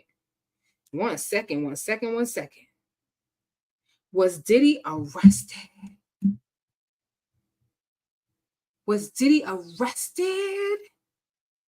Hold on 1 second. Let me Google it real quick, y'all. Diddy arrested today? Because I can't be. Today's Monday, right, y'all? Is today Monday? Hold on a second. Today is Monday, right? What the day is, y'all? What the day is? I feel like Uncle Willie. Sean Combs. No, are y'all seeing this? Sean Combs, known as Diddy, was arrested on Monday, according to a person with knowledge of the investigation. Ooh, Diddy's attorney, Mark Agnifilo, issued a statement saying, "We are disappointed with the decision to pursue what we believe is an unjust prosecution of Mr. Combs by the U.S. Baby." Ooh. Okay, wait. So everyone has pretty much seen this picture. This is the picture of him in Vegas a couple years ago. The arrest comes amid a wave of lawsuits filed against the music mogul alleging S.A. Sean Combs, known as Diddy, was arrested Monday, according to a person with knowledge of the investigation. I just read that. Diddy said he is an imperfect person, but is not a criminal. Oh, really? Oh, so Diddy got the same as Nesto. Okay? I'm an innocent effing man. I'm an innocent man. I ain't gonna plead guilty to something I didn't do. Really, Diddy? You're not a criminal? Boy, bye. To his credit, Mr. Combs has been nothing but cooperative. Well, what other choice does he have with this investigation? And he voluntarily relocated to New York last week in anticipation of these charges. Oh, that's why his homes were abandoned, because I heard about that. Okay, people were going up in Diddy's house and stuff like that. You know, there's a YouTube channel that actually goes to abandoned celebrity houses. Anyway, please reserve your judgment until you have all the facts. No. Maybe not. Maybe not. You know why? Because you called Cassie a liar. And you called all the other people a liar, talking about they just chasing coins and clout. Okay? No. I'm going by what the victims say. How about that? Okay? And I'm going by what was on that video that was leaked of him whooping Cassie's behind like a runaway slave. Yeah, because that video told the truth. So I'm going with what the video said. The video said you a criminal. Okay? These are the facts of an innocent man with nothing to hide. Oh my goodness. You need a new lawyer because he going to get you the death penalty. And he looks forward to clearing his name in court. How? Did he? How are you going to make everybody unsee what we saw when we watched that video? And there are other videos of Diddy losing his stuff, going crazy on camera. There's all these witnesses. And y'all listen, Pam, okay? Pam Esquire. For those of you who don't know her, she's a content creator. She has a big platform on YouTube. She is a lawyer. That is her career. She's a real lawyer. I think she's a probate lawyer. But anyway, it doesn't matter. She's a lawyer. And she's been bringing us different cases. Now, there is a gentleman by the name of Derek, and I can't call his last name right now. Derek Cordello Smith, maybe. And he's behind bars, but he had a hearing with the judge about a week ago and told his story about what happened to him because he also sued Diddy. And the judge approved an order for Diddy to pay this man $100 million, basically $10 million a month until he pays it off, because the man is alleging that back in the 80s, because, you know, Diddy's another one committing crimes for 40 years. Back in the 80s, that Diddy drugged this man, took advantage, you know, of his body, talking about that Diddy did to him what men and women do, but he did it to him, or some crap like that. I have the actual Zoom hearing, and I've been trying to get to this story. It's just been a lot. So maybe we'll look at that tomorrow when I get up for work. But anyway, so the judge just ordered Diddy to pay $100 million. That man was back in court today, just today, because Pam reported on it. She's probably, I think, the only one that reported on this. And she talked about the fact that Diddy's lawyer was trying to have the order stopped or postponed or halted or whatever they call it. And now Diddy was arrested. You see? God don't like ugly. So Diddy's talking about he's not perfect, okay, but he ain't a criminal. That's what he's saying. He says his lawyer, not him, let me get it right. His lawyer said that he's an innocent man with nothing to hide. Well, you know what? When your lawyers say stuff like that, and then all this evidence shows that you're not an innocent man and you have a whole lot to hide, Baby, Diddy's in trouble. You know it's bad when you relocate to the state that is going to prosecute you, because she probably figured, let me just get a ticket now. It was not immediately clear on what charges the rapper turned music mogul was arrested for, but it comes amid a wave of lawsuits filed against him alleging SA and an ongoing federal investigation, which was made public back in March, where federal agents executed search warrants at his Los Angeles home and his Miami home. And I heard that they raided his New York home as well. Okay. The warrant to search his properties came from the Southern District of New York, where all these lawsuits have been filed. And the most recent lawsuit by Dawn Richardson was filed in the same court, where she corroborates Cassie's story about him breaking Kim Porter's nose and beating up Cassie and throwing her against the wall and choking her up. And, he was even inappropriate with her. Wow. Diddy. Auntie No's Kitchen said he was arrested by the feds. And if Auntie No's Kitchen said it, you best believe it, okay? Because that's her area of specialty. She works in that area. She knows what she's talking about, okay? She did this for a living. Wow. There is so much going on, okay? This was not my intent, but I'm just gonna go ahead and talk about it. So many of you may have heard by now that there was a second assassination attempt on Donald Trump. Okay. I posted it earlier. The man just needs to give it up. He's almost 80 years old and, it's not worth your life. Okay. I'm not aware of any assassination attempt on any other president going back how many years since JFK. This man twice. In what? 60 days? 30 days? Has it been 30 days since the last assassination attempt? Let's just round it off and say 60 days. 2 attempts in 60 days. Trump may not be so lucky next time. I'm just saying.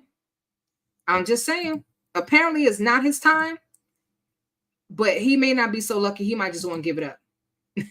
Marla said, Diddy done it. Diddy done did it, and he's done for.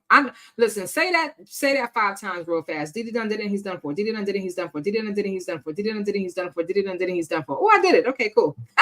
Anyway, the feds got him. He ain't never getting out. He should have never shown up. Yes, R.I.P. to Tito Jackson.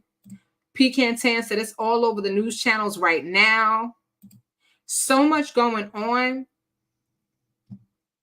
Trump is reopening the hate and bitterness that he sows. Most definitely. Let me tell you what happened earlier. I think I posted it on my page. Let me bring it up real quick, because it sounds like we pretty much done with the well, we can talk about Nesto until we fall asleep, but let me go to my community wall for a second, because I had posted something I want to show y'all. Did I post it? I thought I posted it. Yes, I did post it. Hang on a second.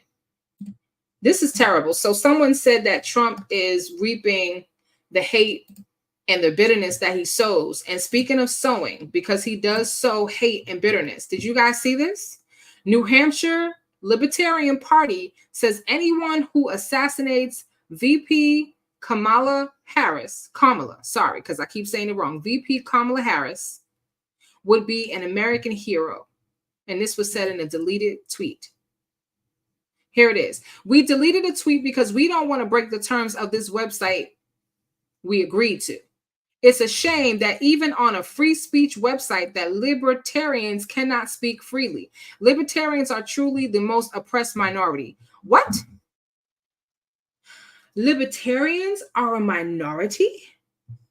Oh, really? This is what they wrote. Anyone who, because I can't even say it, anyone who unalives Kamala Harris would be an American hero. And somebody said, I disagree with the assault weapons ban, but maybe save the threatening rhetoric, eh?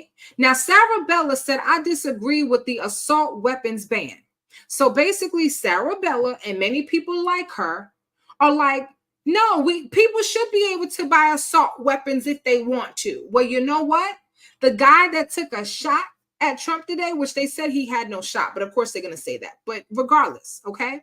Trump was on the golf course and somebody shot at him with an assault rifle. And this person has a criminal background, should have never been able to get an assault weapon, okay? Almost every active shooter that we have in this country, not all of them, but the majority of them, are committed with assault weapons. I wonder if Trump feels differently about that ban now. Anyway, so there's a lot going on. Let me see if I can find if there's a YouTube channel that has this information up there. So, okay. Diddy arrested.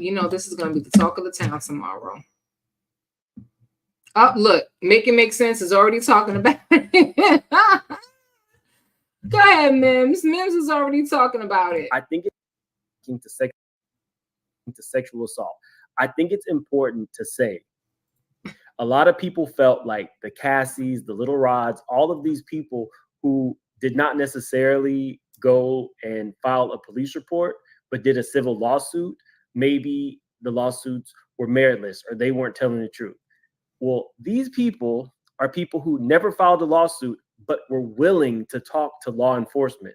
All we see are the shiny things, like the lawsuits that we can read. We read them here. But there are so many people who have a story, a personal account, some type of proof, who have been speaking to federal prosecutors. It was just a matter of time. And I can tell you that a lot of people are feeling a sigh of relief. Yes. Go ahead, Mims. You better tell it. I should have known Mims was gonna be on it because he definitely stays on them situations. Hold on one second. Okay, Reagan was shot at. Yep. Okay. I like Mims too, Auntie. He will pardon Diddy if he speaks on his behalf. Oh, you talking about Trump? Name change 412 said that Trump will pardon Diddy if he speaks on his behalf. He probably would. That Trump was at I don't know if Trump was at any of his any of those Diddy parties, but some other people were. Some other people were at some of them Diddy parties who may have also been at Trump's parties, and Trump throws very similar parties as Diddy. He just don't get involved like Diddy. I'm just saying. Yeah, Onisha, listen, the world is in need of prayer. It's so much going on. Hey, Faye, how are you, Faye? Faye is in the building. Shout out to Faye. Mrs. Beebe said, I strongly believe that this was a setup by Trump. He can't stand not being in the news. Madam VP has been the topic of discussion. He knows he won't be unalived. He raises money from the publicity. Okay. That's a good point. That's a very good point. Okay. Very good point. I'm late to the chat, but you have to see the other side of Sonia's hair. It's not hers. Don't be fooled. No, I know. Mocha and Dipples, listen. I said, that's the first thing I said. I said, oh, she don't got them tracks in today. Her hair is looking very thin. That ponytail is very, very thin. See, the last video visit that we have was from July 18th of 2024, or was it August 18th? Whatever day it was, I think it was July. Anyway, whatever the last date was, maybe it was August, I can't remember.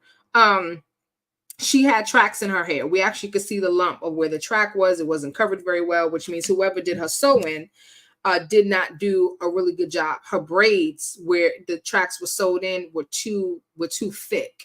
So whoever did her weave don't know how to braid, okay? Because the braid was raised when it should have been flat. Anyway, but her hair was real thick. You see how thin her ponytail is? So there's no way that's her hair. No way that's her hair. Let me see what else you guys are talking about. Yes, there's a lot going on. Political talk. I'm about to head to bed. Good night, y'all. No, Auntie, Aqua Queen, I'm done. I just said what I said, but I'm done. If Trump drops out, it's going to rain gold because he's so arrogant. Pepperoni said libertarians can start their own free network. Here's the thing. Yes, we have the right to freedom of speech, but we don't have the right to hateful speech, right? Can't go around publishing things like, unalive ninjas, okay? I don't like the N-word. I'm not going to say it. And, ninjas. You can't go around saying, deport,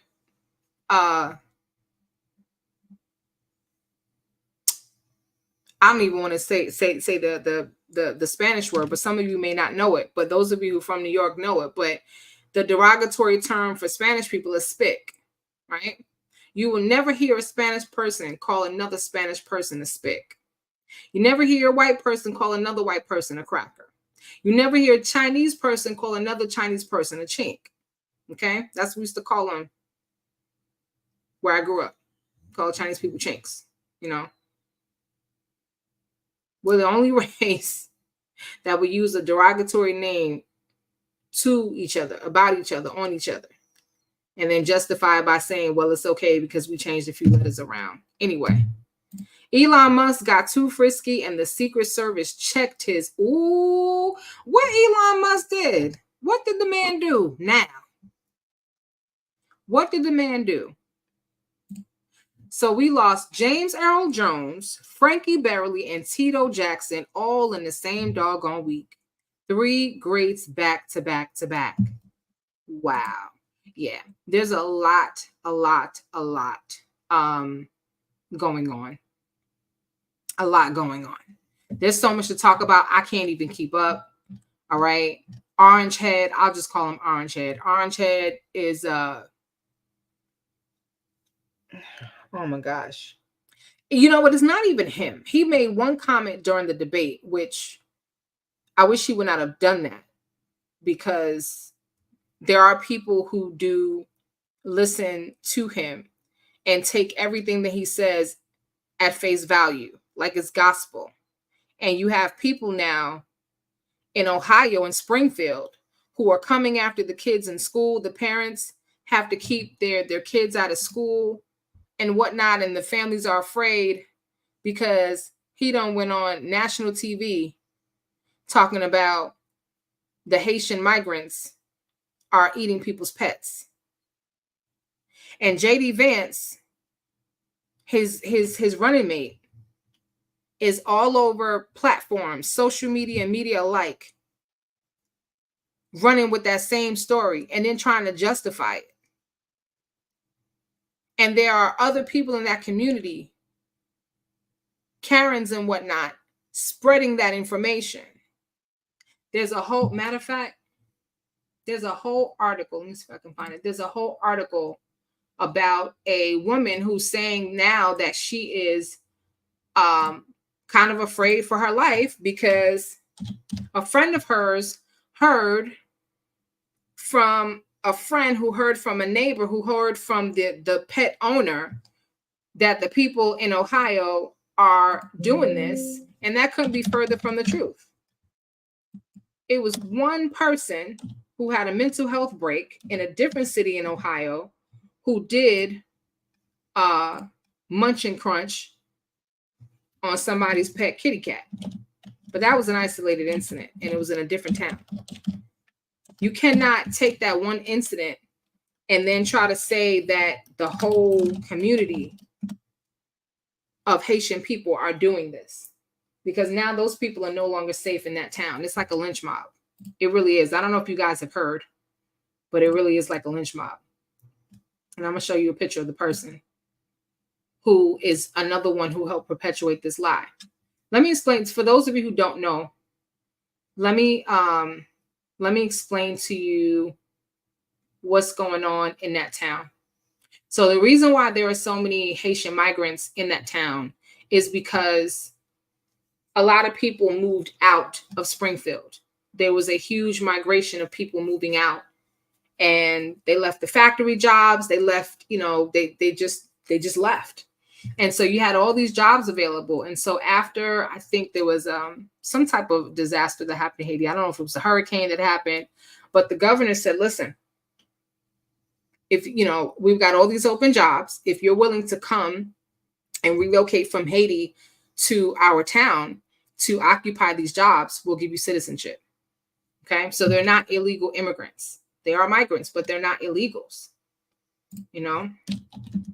But see, you have a lot of people who don't listen very well. They hear,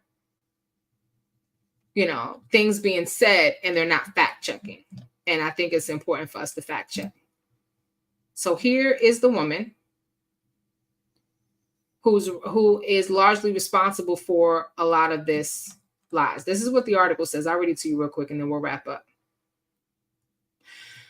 So a Springfield, Ohio woman who sparked rumors about Haitian migrants eating pets says she is filled with regret and insists that she never intended to target the Haitian community. Erica Lee, she's 35 years old.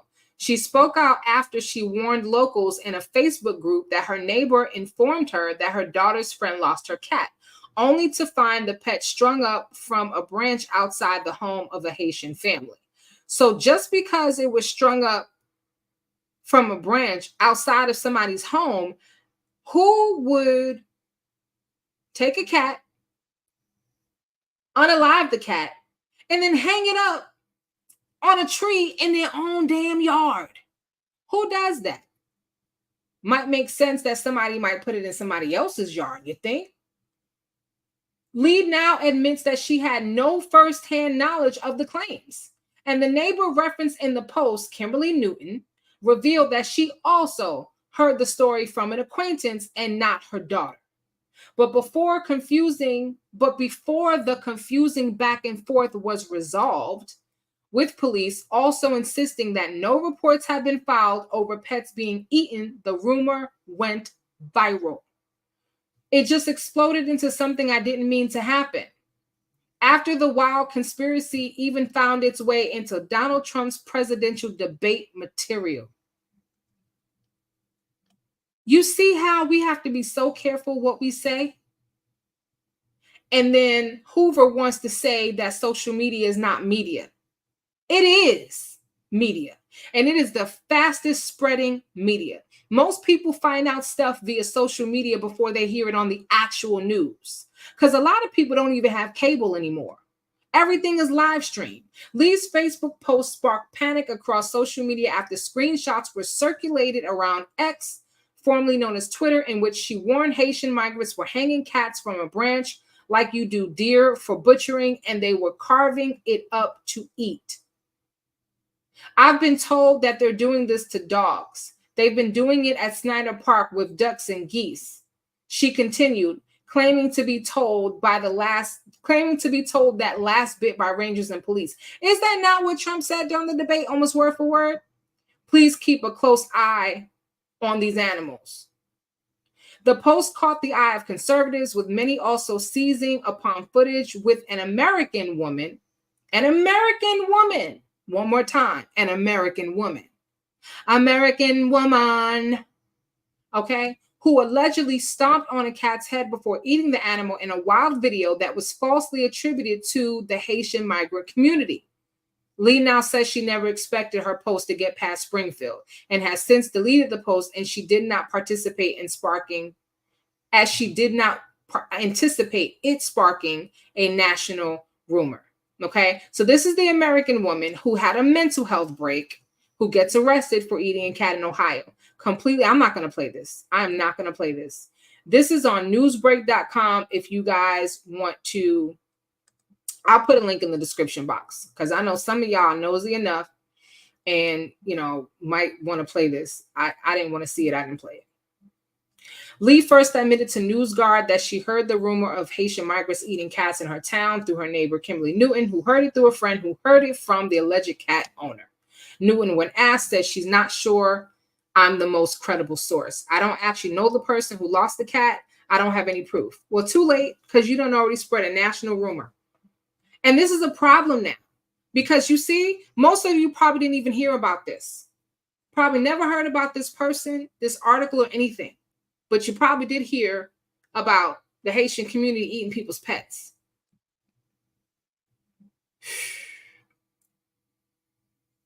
J.D. Vance mentioned the rumor on his X account, writing, "Months ago, I raised the issue of Haitian illegal immigrants draining social services and generally causing chaos all over Springfield, Ohio. There are no illegal immigrants in Springfield, Ohio. Those people are they're citizens.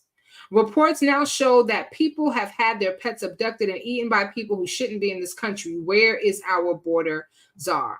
You see the foolishness? Anyway, I ain't come here to talk about this man, but I just wanted to raise that because there's so much going on. It's too much. And you know, the funny thing is, somebody had the nerve to say, well, what you gonna talk about after Nesto? Are you kidding me? And Miss Boogie Down, thank you so much for your super chat. She said, Trump second Trump assassination attempt. BS, he's desperate. Yes, a few people are saying. Yes, and thank you so much, Marlon Not Gibbs, is reminding me about Rich Homie Quan. So now there are rumors being spread that Rich Homie Quan was unalived in a plot by his girlfriend and his brother, because the brother found him. So they're saying that he passed away around 3 o'clock in the morning. His brother found him on the floor with food still in his mouth, and he was unresponsive. But the brother didn't call 911 at that time. He picked up Rich Homie Quan and put him on the couch. And then the girlfriend comes home, and she sees him on the couch and puts a blanket over him. Goes to sleep, gets up in the morning, takes her kids to school, comes back, and he's still on the couch in the same position as she left him. And when she goes to touch his body, he's cold. Like ice cold. Now, I don't know what their relationship is. I don't know what's been going on in that house. But I come home, my man is knocked out on the couch.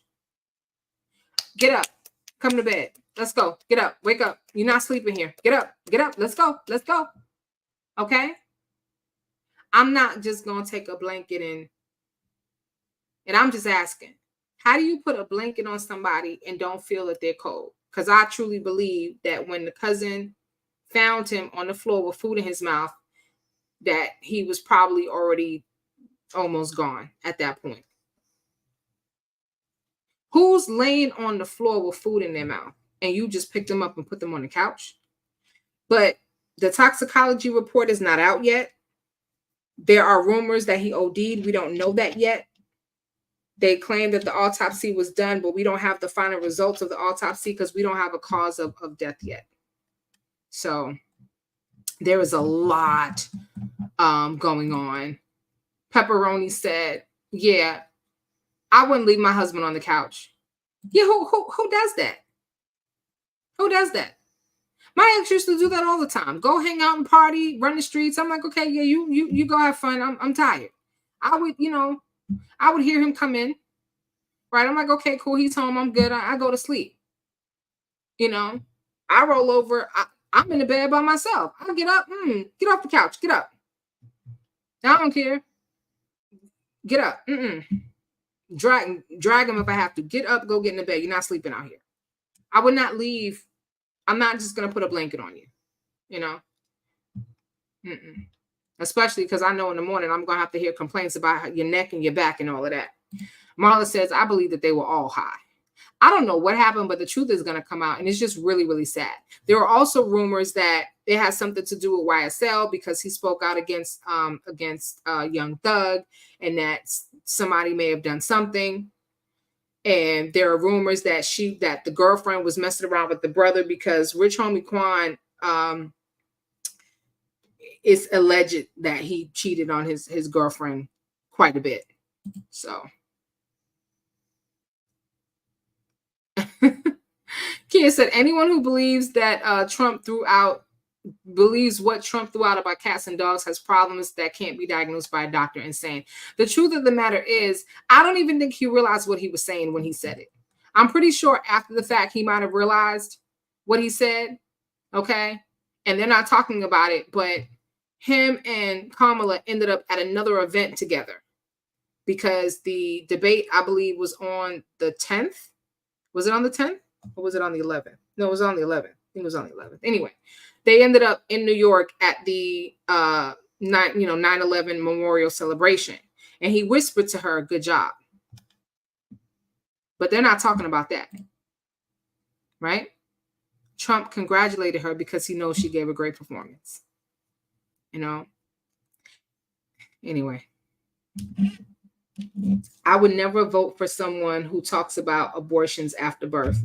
Sir, what are you talking about? I can't. That's because your man isn't an addict. When a person uses opiates, nodding out is normal. They just thought he was high as per usual. Addiction leads to two roads, death or jail. No conspiracy here. Wow. Yeah. And that's sad. That's sad. I don't necessarily believe the conspiracy theories about the girlfriends. I think, it's always easy when someone leaves this world in a way that doesn't make sense. The first thing we want to do is look to the people closest to him. But I don't have an opinion until the toxicology report comes out, addict or not. Just like the brother wasn't going to leave him on the floor, I don't think his girlfriend should have left him on the couch. But again, I'm not in that household. I don't know what she was going through with him. Maybe she didn't want to wake him because he gets, he might have been getting ugly and acting a fool, especially if he was under the influence. Who knows? Don't know. Have no idea. But I know that his family and his community is grieving. Trump needs his diaper change. Babies get cranky when they're soiled. I can't. I can't. Let me see what else you're talking about. I wonder, are they going to show the funeral services live? That's a good question. I want to say yes.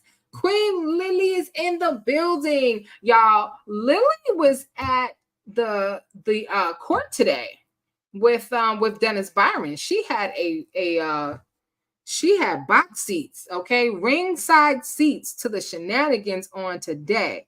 Queen, I did not know you were going. I wanted to go so bad, and DJ asked me he asked me Friday if I was going, and I was like, I have to work, I can't. Yeah, at that BS hearing. I know. It was all BS. It was all BS. Listen, I don't know what was worse, the defense Hoover with his nonsense about media, or Side Horse's outfit. Okay, matter of fact, let me pull that back up. Let me pull that back up. Let me stop sharing this for a second. Let me pull that back up. Okay,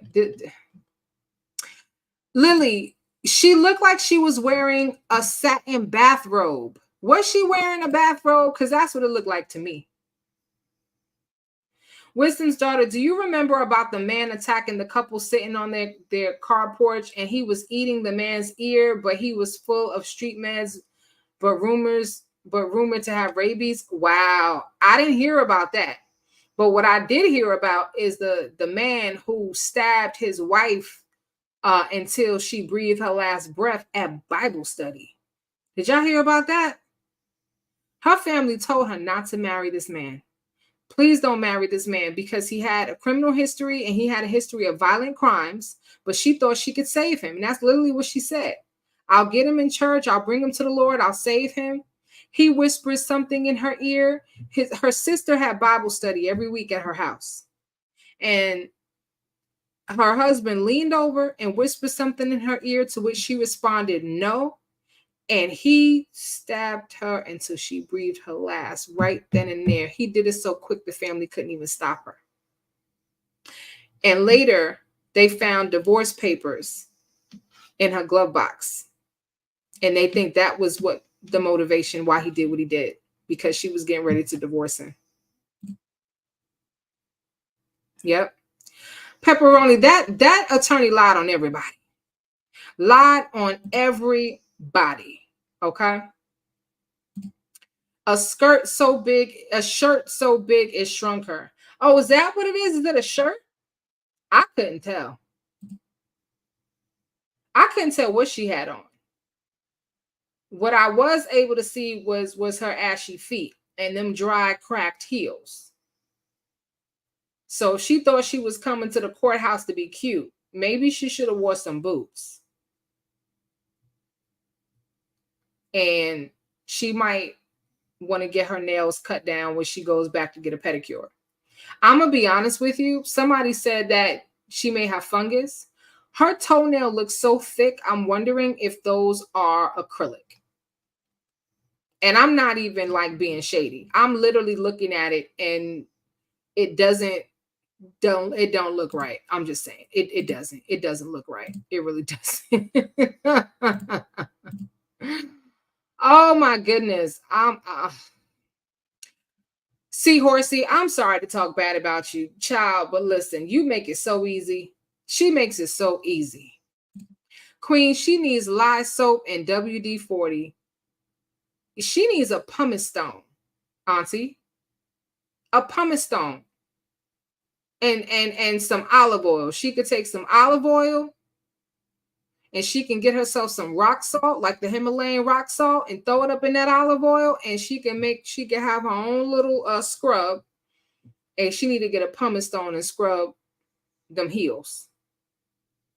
Okay? But I'm gonna send her some butters and black soap. That's what she needs. When the whipped shea butter come out, I'm gonna send her a tub of whipped shea butter, and I'm gonna send her the sea moss and argan body cream, which is for your whole body, by the way. I just happen to use it on my feet because I like the oils in the whipped shea butter for my body. But I'm just saying, she is not 80% sea moss. Not with her heels looking like she walked in baby powder. Sorry. And some Nutris. She definitely needs some Nutris, most definitely. That's definitely not a pedicure. Those are Temu press-ons. Oh my goodness, not the Temu press-ons. I cannot. Seahorse will always be on the docket. Lord have mercy. Not the press-on toenails. Oh my goodness. Did she speak during the case or whatever it was? No. She was quiet the whole time, right, Lily? She didn't speak. She didn't speak. Kia said, send me some too. All right, Kia, email me your address. I'll send it. I got plenty. And listen, when the I thought I put it up on the screen. Hold on a second. Let me put the banner up so you guys can shop at Butters and Black Soap. When hold on a second. When the there we go. When the whipped shea butters come out, y'all, I'm not playing. I'm stacking up. I will not run out. I didn't know that it's seasonal. I know now, and trust me, I will make sure that I have a year's worth, okay? Because I'm probably gonna order me about a good dozen tubs. I'm gonna get 4 of each. Yeah, I said it right. I'm gonna get 4 of each scent. So there's the lavender and vanilla, there's the pina colada, and then there's the mango papaya. And that mango papaya smells like that. Oh my gosh. Ooh, yes. We were just talking about Diddy. We were just talking about Diddy being locked up. Yep, we sure was. Just read the article and everything. Maybe Diddy can pour some Ciroc on her foot and soften those heels. Ooh, child. There's a pic of Sonia talking to one of Nesto's attorneys. Pan's videographer got the pic. I was trying to see if, you know what, I'm going to find where Nesto's falling asleep for those of you who didn't see it, and I'll make sure I get that to you. Shirley's lawyer should have been there so he could sign those divorce papers. Marla, yes. Auntie, if your daughter has eczema, then you want the body cream. Yes, if she has eczema, you want the body cream. I gave some to a friend of mine that has terrible eczema. She's light in complexion, but the eczema, her eczema is dark, like really, really dark, like black, like coffee, and it's all over, her skin. So definitely for that. Sonia's hair is pretty. WD, you are hilarious. Okay. Madison James. Tony B is in the building. Yes, Pepper. Let me see if I can find it. Yes, your boy was falling asleep. Hold on. Let me see if I can find it. Hold on. I'll go back to it and see if I can cue it up. He was definitely falling asleep. Let's see, where is it? Exclusive. All right. Let me see. He was falling asleep when the lady started talking. That's when he started falling asleep. He was dozing. Let me see. I'm looking at it now. See if I can find it. See if I can find it. Okay, if y'all hear snoring, that's my dogs. My dogs are knocked out. They're not even supposed to be in here. Okay, where is Nesto falling asleep? Is it this one? Let me see. Maybe I think I found it. Let me double check.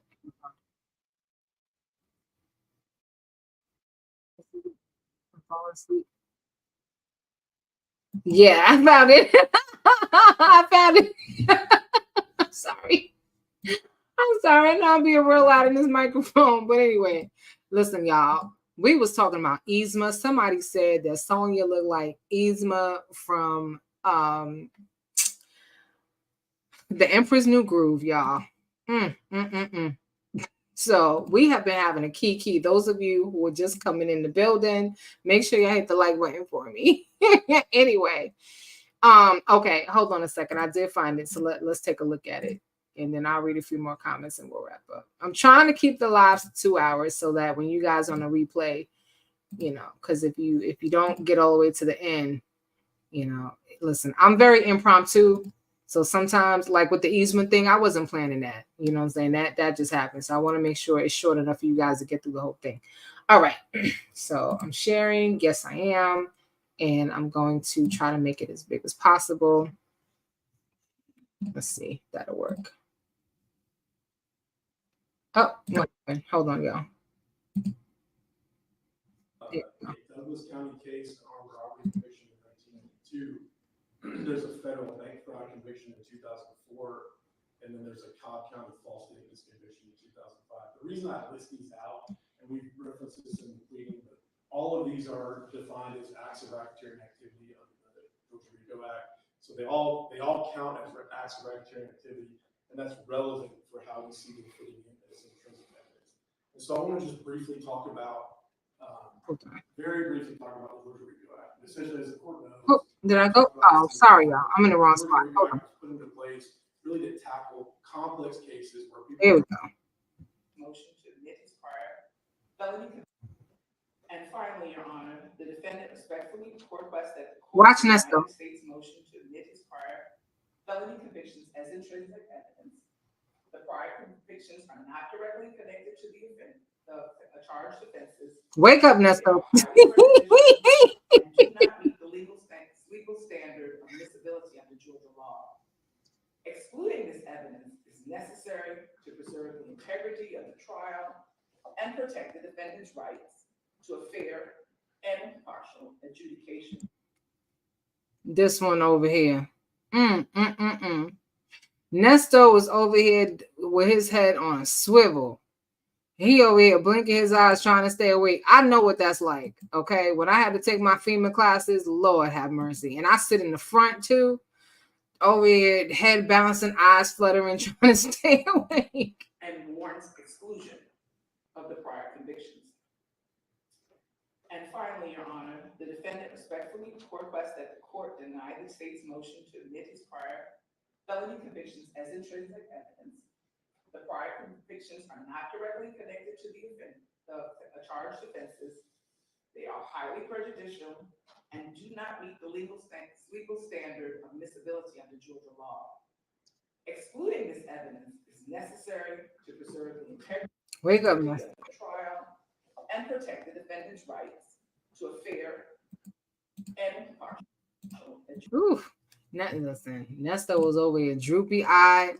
He was trying. Nesto finally got a good nap. You know he's not sleeping good in the county. I know. He does. He looks bad. He doesn't get any sleep in his cell. That was the best nap he had in over 2 years, for sure. His back hole hurts. Queen Lily. I never said, no, I'm sorry. He never said a word to his attorneys. Exactly. His mouthpiece. His mouthpiece. Queen, what butter is it again? Oh, let me put it in the chat. So for her eczema, it's called sea moss and argan body cream. Okay. I'm putting in the chat for you, Auntie. All right.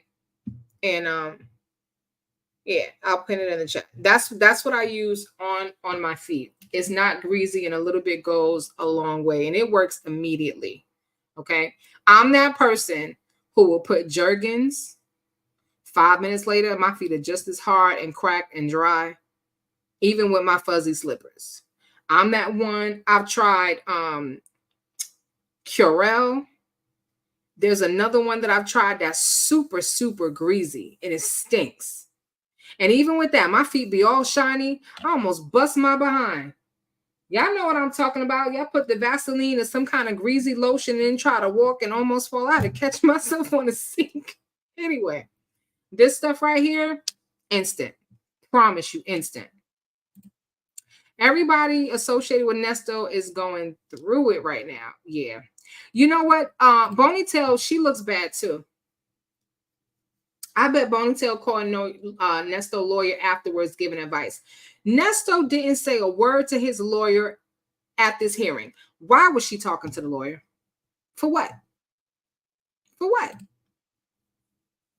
Because she's his mouthpiece. If Nesto didn't say anything, what you got to say? Oh, you need to mention this part. Oh, but you didn't talk about this. Oh, but don't forget to say this. Lady, get your feet together. Then you can come talk. Okay? Get your feet together. Then we'll have a conversation. But yeah, Nesto's not getting any sleep. He's not. Nesto was faking. He's just trying to act as if he's incompetent and can't show up for trial. Well, that ain't gonna work. It's not. Queen Lily says Sonia's face looks older than 56. Today was her birthday. That's right. Today is her birthday. You know what? When it was Nesto's birthday, we did a happy birthday for Nesto's birthday. When it was his 2-year jail anniversary, we did a happy 2-year jail anniversary. When it was Shirley's birthday, everybody did a happy birthday. I didn't see one happy birthday for Seahorsey. Okay? Side Horse didn't get one happy birthday. I forgot. It wasn't that important. I'm just saying. Why was Sonia even there after 2 years? Yes, Miss Munch. Yep. We know about Diddy. We just talked about that. We sure did. We read the article and everything. Finally. She got a good birthday present. Denied. Y'all bad. Question. Has Dion ever been to visit his daddy, the OG? No. And that girl repping BK New York. You ever seen the text message from Dion? I don't remember seeing one. I don't think so. Does anybody? I remember him being talked about, but I don't remember seeing a text message from Dion. So somebody mentioned that already. His family, they're done with him. They can't even send a text message. Yeah. Diddy done. Nesto taking naps during his trial. All right. Sonia coming here trying to look sexy with ashy feet. And her feet are not just ashy. It's the heels are dry and the skin is flaking up. Okay. And I'm not even judging her because before I use butters and black soap, that's what my feet look like.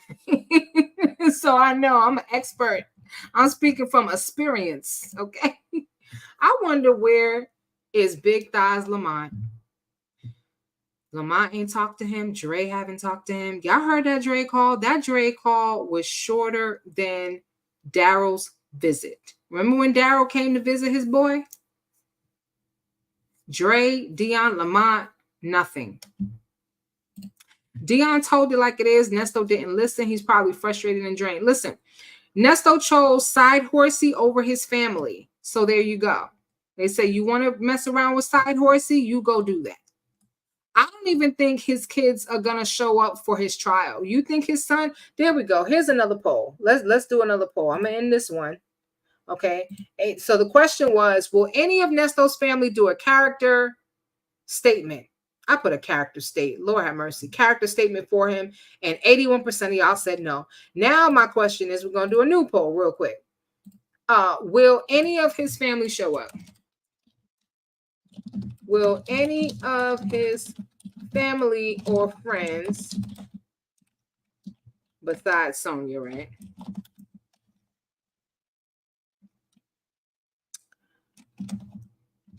Besides Sonia, show up for court. Show up. Show up to his trial. That is the question. Will any of his family or friends besides Sonia show up to his trial? Yes or no? All right, I just started a poll. Tell me what y'all think. Tell me what you think. Dre is somewhere enjoying a bowl of peach cobbler Cheerios. Not the peach cobbler Cheerios. Why you do that to that man? Oh, Lord have mercy. Do you guys remember the call where Nesto said, well, I'm going to be home for Thanksgiving. I sure miss your cooking.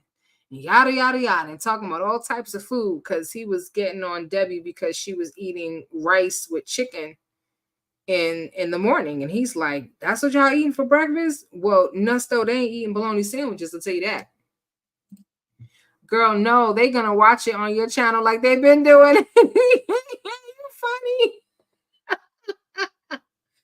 Well, I will be there. I will be live streaming. So I'm going to test out my camera and play with it this weekend and get ready because I don't want to record the video and then drop it in a live later. I actually want to live stream it from my camera to my laptop while I'm there. So I have to play around with that to make sure that I'm prepared. Only if they're subpoenaed, IS will be there. I don't know. I don't know if she's going to be there. I don't know. That woman is in a lot of trouble. I don't think you guys realize. Okay. She thought it was funny. But guess what? She thought it was funny when she was having a kiki about the jurors and whatnot. And, you know, got her backside handed to her in front of everybody. And Judge Whittaker was being nice. Okay.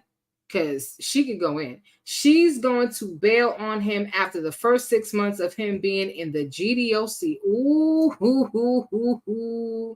Louisiana lady. Yes, ma'am. My Rule 22 was filed back in July. The only thing that I need to do is go down to the court and confirm that it was signed. That's all I have to do, and I will take care of that this week. Plus, just in case the judge can't find it, quote unquote, I printed out a copy and I got it in my purse right now as we speak. But yes, and I have a printout of the email as well, letting me know that it was received. I wasn't playing, y'all, back in July. Y'all hear me? July 26th to be exact. But I'm not going to make the same mistake. I will make sure before October 2nd that there is a signed copy so that I'm good. Sonia's going to end up on the witness list. I don't know. She might end up on the witness tampering list. She might end up on that. Everybody got a warrant, so they staying away. When you go, please give his lawyers the definition of media. When I go, I'm going to introduce myself to Mr. Hoover, okay? Seahorse's BFF, and I'm going to show him my media credentials. And for those of you who are nosy and you want to see my credentials and my receipts about my credentials, it's on my community wall under membership. So all the wisdom ambassadors, y'all can go right on the wall and y'all can take a look-see. All right, the 15 new wisdom ambassadors, y'all can go have a look at my credentials, okay? The only thing I did is I put emojis over my name. I mean, they done already said my name, but you know, there are people who have memberships for Wisdom's Daughter who don't rock with Wisdom's Daughter. They are ops, and for that reason, I blocked it out. But y'all know who I am. Is that a streetwalker on the screen with them ugly yellow nails? Baby, look, it's not just the yellow nails. Look at the heels. Look at, like, this is not even cute. And she got the nerve to talk crap about Shirley. This is how she came to court today. Okay, and her edges is just as thin and I don't know what. Not only are her edges thin, but look at her hairline behind her ear. What's happening back here? I don't think you guys can see my mouse. So you see she got her little earring in her ear. You see her actual ear. Now look a centimeter to the left. What is going on here? It's not even even. It's not even a straight line. The back of her head is starting to look like Nesto. Wait a minute. Do I still have this picture up here? You see the back of Nesto's head right here where he got these little spots and gaps? I don't think I have a bigger picture up that I can get access to. But y'all seen this picture before with the little gaps in the back of his head. So they twinning. They over here twinning. Okay? Both of them losing their hair. Sonya looks stressed. You know, this is what happens when you don't know how to mind your business and stay out of it. Okay? Dang, who wants to spend their birthday in a courthouse capping for your married incarcerated boyfriend? She does. That was the highlight of her day. That's how she celebrated her birthday, in court with her jail boo. Miss Veronica said that spray on edges. Well, she missed the spot.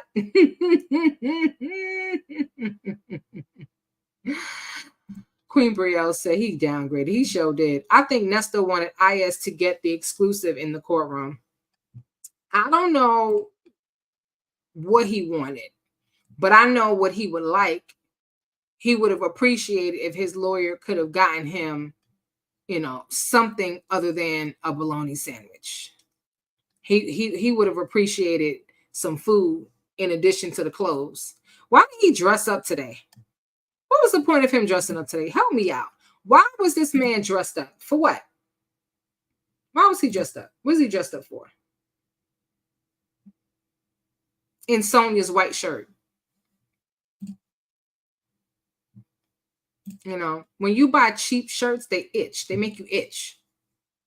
Don't think that Bonitail and Nesto not talking. He's using someone else's pen to talk to her because his calls were pulled. He probably paying the person with Bonitail's pic she sent every day. You know what? That's possible. That girl repping BK New York because we're Brooklyn at. But if that's the case, Shay gonna get him. She always do. I love me some Shay. Shay is scary. Shay find everything. If it can be found, she gonna find it. Honey, that hairline is pulling away from them ears like crazy. She better stop doing them ponytails. No, she has to save face because she said ponytails grow your hair. So she's gonna keep wearing them ponytails until she don't have any. That's what's going to happen. That's what she's going to do. She's going to keep wearing them ponytails until she look like this. So just saying. Just saying. And by the time Nesto is up for parole, he gonna be looking like this.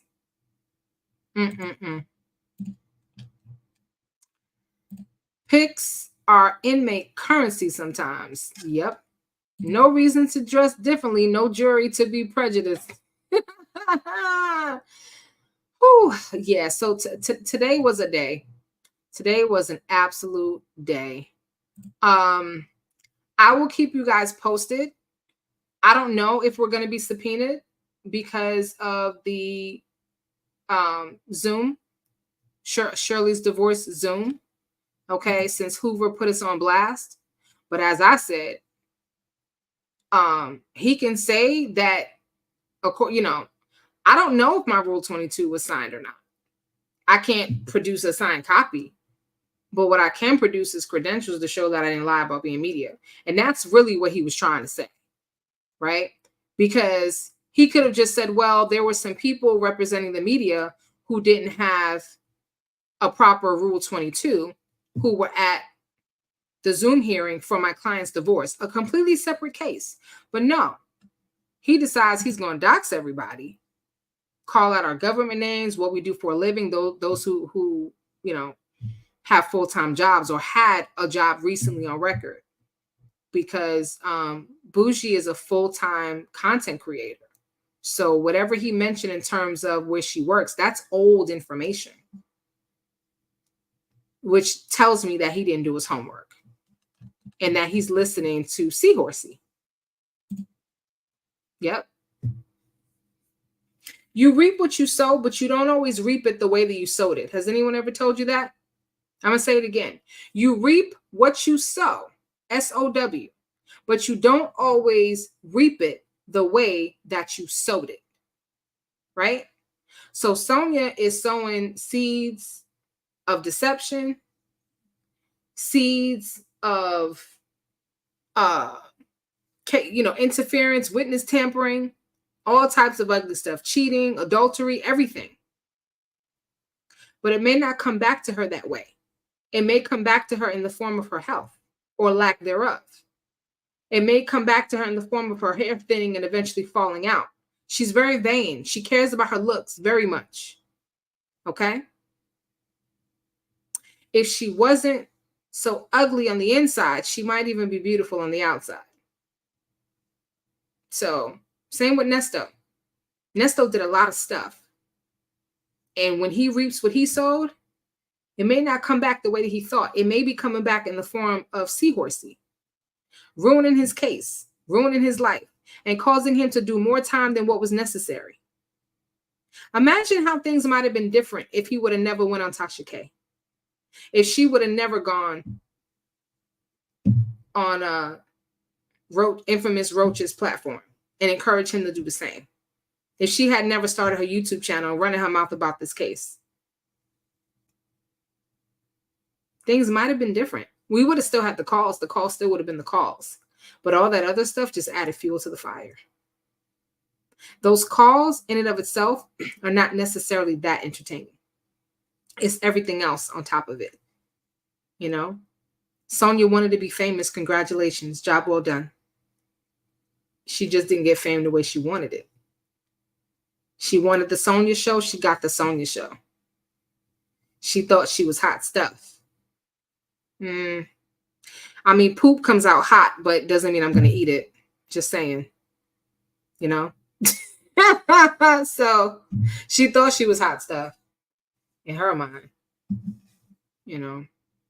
Sonia has a lot of issues. Probably lost a press-on toenail on the way home. Oh, my goodness. Yeah, especially if she came on a scooter. I mean, you know, Sonia looks like she could be Adrian Love's relative from the side view. A little bit, yep, from that view. Sure do.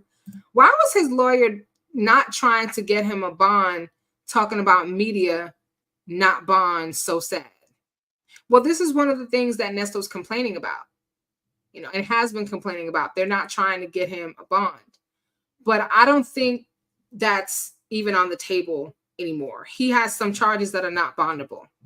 So he has $1 million bond, but he doesn't have the money, nor does he have, even though his buddy claimed that he had the money, but who knows what that money is now, if he ever had it. But he doesn't have anybody to really represent him. The only person who could have done it was Shirley, and maybe even Steve Harvey, and Steve would have rallied some people together to help him, but not after what Nesto did. So I wonder if he contemplated that. You know, what if he just left Sonia alone? When she reached out to him and found him in jail, he just didn't take her calls or her visits. Yeah. Because he actually thought that his wife wasn't going to find out about what they were talking about. I don't believe Shirley knew about Sonia. She knew that there were other women around, but I don't believe that she knew that it was to the extent that we've learned his relationship with Sonia is, right? This wasn't a one-night stand. This wasn't a one-time thing. This wasn't him just being horny and just, you know, sowing his oats. This is him carrying on, you know, a long distance relationship. It's the betrayal for me. It's not just the fact that you talk bad about your wife, but you let your side chick talk bad about your wife. It's not just the fact that you took the woman's money, but you allowed your side chick to manipulate and to also, you know, she was taking advantage of Shirley's money too. It's one thing for you to decide, which is not good, but decide that, you know what, I want the lawyer to talk to me first and then I'll discuss it with my wife. But for you to sit there and let your side chick go on and on and on a recorded line about how the lawyer don't need to be talking to the wife. What you talking to her for? You talk to me or him. I will knock every tooth out of your face. That's how I feel. You know, you ever seen a friend being mistreated and you want to beat somebody up for them? You know? Because somebody actually put in the chat that I don't care for Shirley. I don't know where y'all got that idea. This is for entertainment. I'm not clowning Shirley. I'm talking about the situation. She made very poor decisions, and I've talked about it. You know, and it's frustrating. I talk about it in a comedic way because that's what I do. But at the end of the day, yeah, If I wasn't the person I am today, and I was the person I used to be years ago, and Shirley was my friend, yeah, I would have caught Sonya.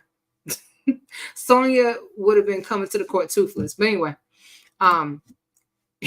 you didn't even say that. When you talking ish online, you got to show up like Lily, bouncing and flouncing in her red like it was nothing. She was ready, and I ain't mad at her. Lily represented today. That's the queen. She represented. She thought the women in the YouTube community didn't have integrity and are respectful and respected. She thought we were going to accept the side chick over the wife. 3 minutes. Let me tell you something. Side horsey thought we're all ugly. You know what she said? We're ugly, bitter Bettys. Okay. And she used the B word. I don't like that word. Okay. Said that we were fat and we were ugly. Well, Queen Lily showed up and represented. All right. Ain't nobody ugly. All right. Sonya wished she had some more meat on her bones. Okay. Lily is gorgeous and represented. Pammy Pam couldn't be there today, but Pammy Pam has been up in that courtroom. Ugly where? Okay. Fat where? Okay. And even if somebody is carrying a few extra pounds or is a little thickums, I guarantee you they're healthier than she is. And 10 times prettier. Because, see, Sonya thinks she's hot-ish. She just knows she's a baddie. Sonya, you stink. Okay? I could smell them crusty, rusty toes from here. Her feet look like they smell like corn chips. All right? So, yeah. Marjorie not even going to let Steve put a dime of her money on Nesto. Ooh. Steve Harvey would do anything for Shirley. I believe Shirley Strawberry, when she said that Marjorie treated them like the help. That's the phrase that she used. But hold on one second. I keep hearing something in my kitchen, but my dogs are in the room with me, both of them, and they're asleep. And I have a habit of leaving my doors unlocked. Now, I don't go to sleep with my doors unlocked. I'm just saying, like, sometimes when I'm in here, because my dogs are in and out the house. But now we good, because if somebody was in here, you know, they're my alarm system. They would have been up. My dog will go from REM to up quick, fast, in a hurry if she hears something weird. Anyway, Shirley said that Marjorie treated them like the help. And I do believe that she was a little snobbish, nose in the air type of situation. I don't know about treating them like the help. I don't even know what she means by that. How do you treat a guest like the help? Was she ordering Shirley around? I think what Shirley meant was that, you know, she was acting real stuck up, like she didn't want them in her house.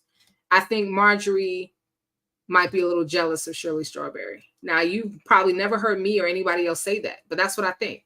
I think Marjorie might be a little jealous of Shirley because Shirley has worked with Steve for many years.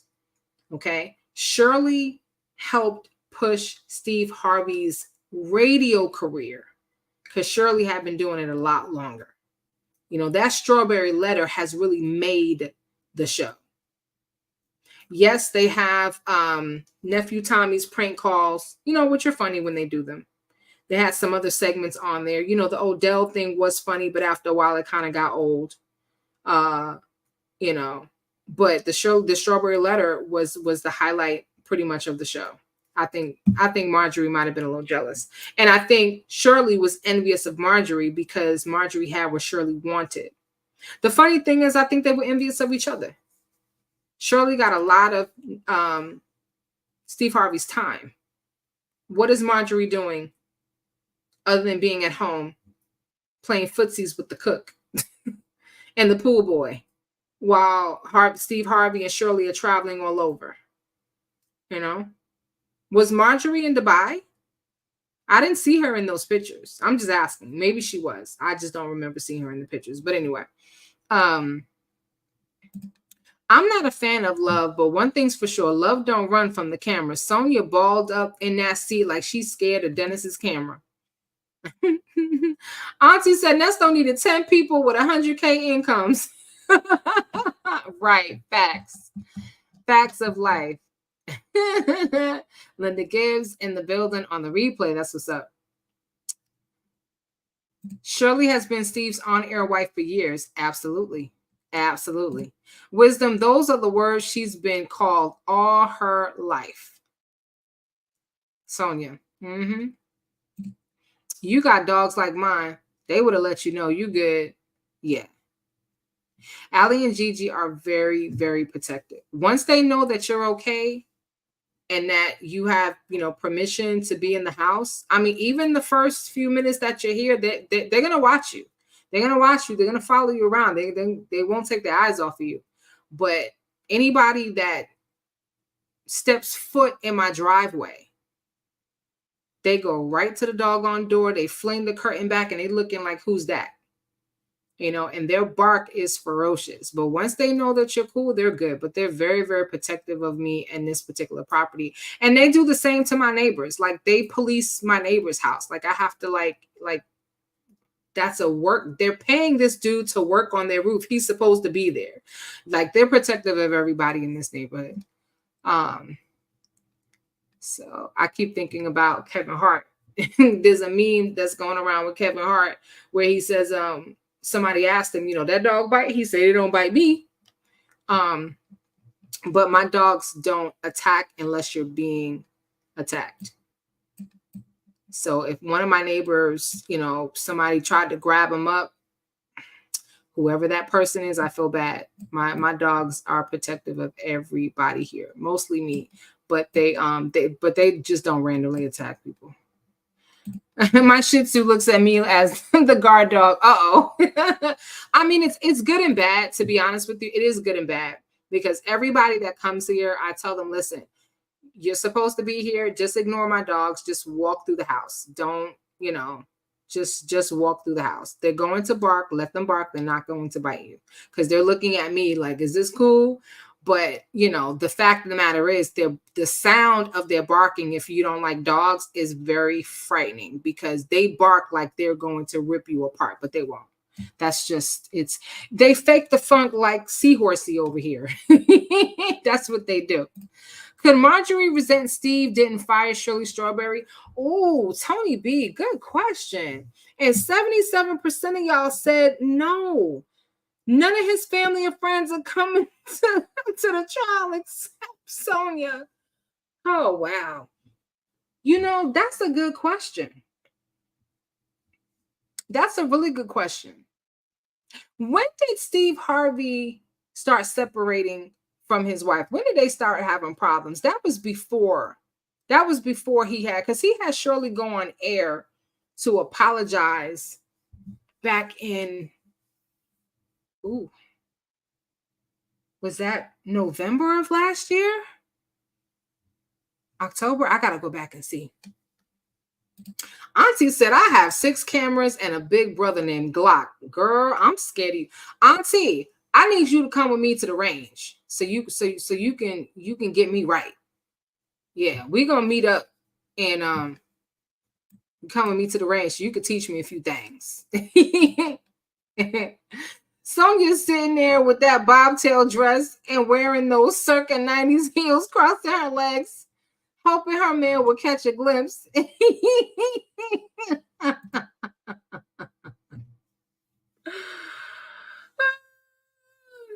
That girl said Shih Tzu's a bougie. They ain't about to work that hard. That's your job.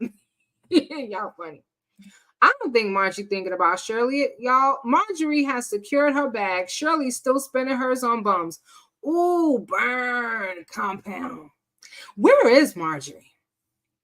Where do y'all? All right, that girl, Wisdom and Auntie, we gonna meet up at the range so Auntie could teach us a few things, because she could teach you. Listen, she could teach you how to cook in the kitchen, but she could teach you how to cook in the street. I'm just saying.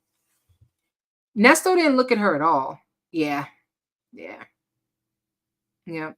I think Nesto is tired. What time is it? Oof. What time is it? It's 11:30, 11:13. I think Nesto is tired of the constant having to go back for hearing, and he's not getting anywhere. He just needs to accept what is. And,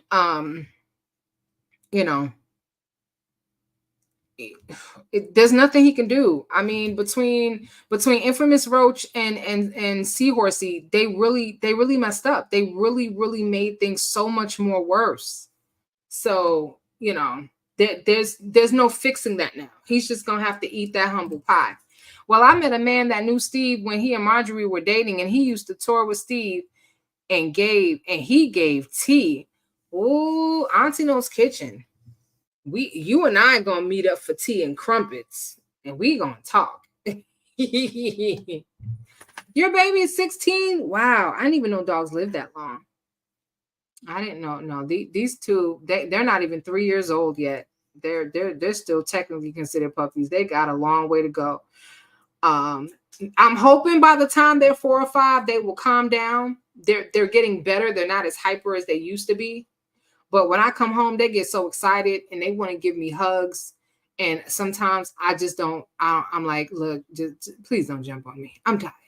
They be knocking the bags out my hands, and this one getting excited and got her little paw all wrapped up around the grocery bag. It varies. And then there's times when I put the key in the door and open the door, and they on my couch looking at me like, what's up? Marjorie on tour with Lori. They stay on the private jet. I know that's right. I know that's right. Let me see. There's a couple more comments I want to get to that I missed before we wrap up. Boneytail was checking Shirley's IG and reporting back to Nesto. Shirley found out and stopped posting. Ooh. Mm-hmm. Kimmy Who said Nesto just knew Sonya was going to be his savior, and look what it got him. He got exactly what he deserved. Okay? He deserves a fair trial, and he's going to get a fair trial. Okay? Wooten is going to ensure that this man gets a fair trial so that there is no mistrial. He can't come back and appeal and say he didn't get a fair trial. There was something wrong with the jury. Okay? Wooten is going to make sure that everything is done right. They will get the right jurors who will hear all of the evidence. You don't want Wisdom's daughter as a juror. You don't want me.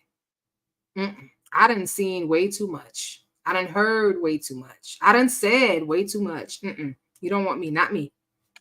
But they will find a jury of his peers that will be able to be objective and look at all the evidence. However, I really don't see how anyone is going to be able to look at all the evidence that's presented, and there's a lot of evidence, and conclude that this man is innocent, especially given his history. WD, if you were Marjorie, would you be comfortable with Shirley's relationship with Steve? Yup. Because if I had Marjorie's money, I wouldn't care. Is that bad? I wouldn't care because yeah, I've never got any kind of an inkling that there was anything unsavory going on between Shirley and Steve. Never, not once. And if there has, well, then Shirley is she better than I thought. Shirley's a G. She know how to hide stuff real good, which we know that she does somewhat, sort of. But no, if I was Marjorie, I wouldn't care. I wouldn't care. No, I wouldn't. Steve loves him some Marjorie. He's very protective of that woman. And, you know, Marjorie is a kept woman. She's pampered. I don't know what Marjorie does for Steve. I know what Steve does for Marjorie. So I'm not sure. But once again, if I had Marjorie's money, I wouldn't give two flaps about Shirley. I just wouldn't. I'm telling y'all, if Nesto gets convicted, he's going to start writing parole board claiming habeas corpus. No, not the habeas corpus. And hopefully he will get denied. Auntie, you have to explain in the chat. Everyone doesn't know what habeas corpus is. You have to explain to them what habeas corpus. And Shirley badmouths you, WD. I wouldn't care. You know why I wouldn't care? Because Marjorie is where Shirley wants to be. You know what I'm saying? So you don't have to hate on the person bad mouthing you when you know that they're trying to be you, trying to be like you, or that you have something that they want. I don't think Shirley meant anything by it. I think Shirley was a little hurt by the way that she was treated, because I think Shirley thought that she was one of them. And Marjorie checked her and reminded her, you ain't even close. And that's why she said Marjorie treated her like the help. Marjorie reminded Shirley of her place. You may work with my husband. No, let me say it different. This is Marjorie. You may work with us, but you ain't one of us. You get what I'm saying? I'll say it again. You may work with us, but you ain't one of us. You ain't on this level. Nowhere close. Because I promise you that everything that Steve Harvey was learning about Shirley from Mississippi Monica and anyone else, he was telling his wife. I'm pretty sure.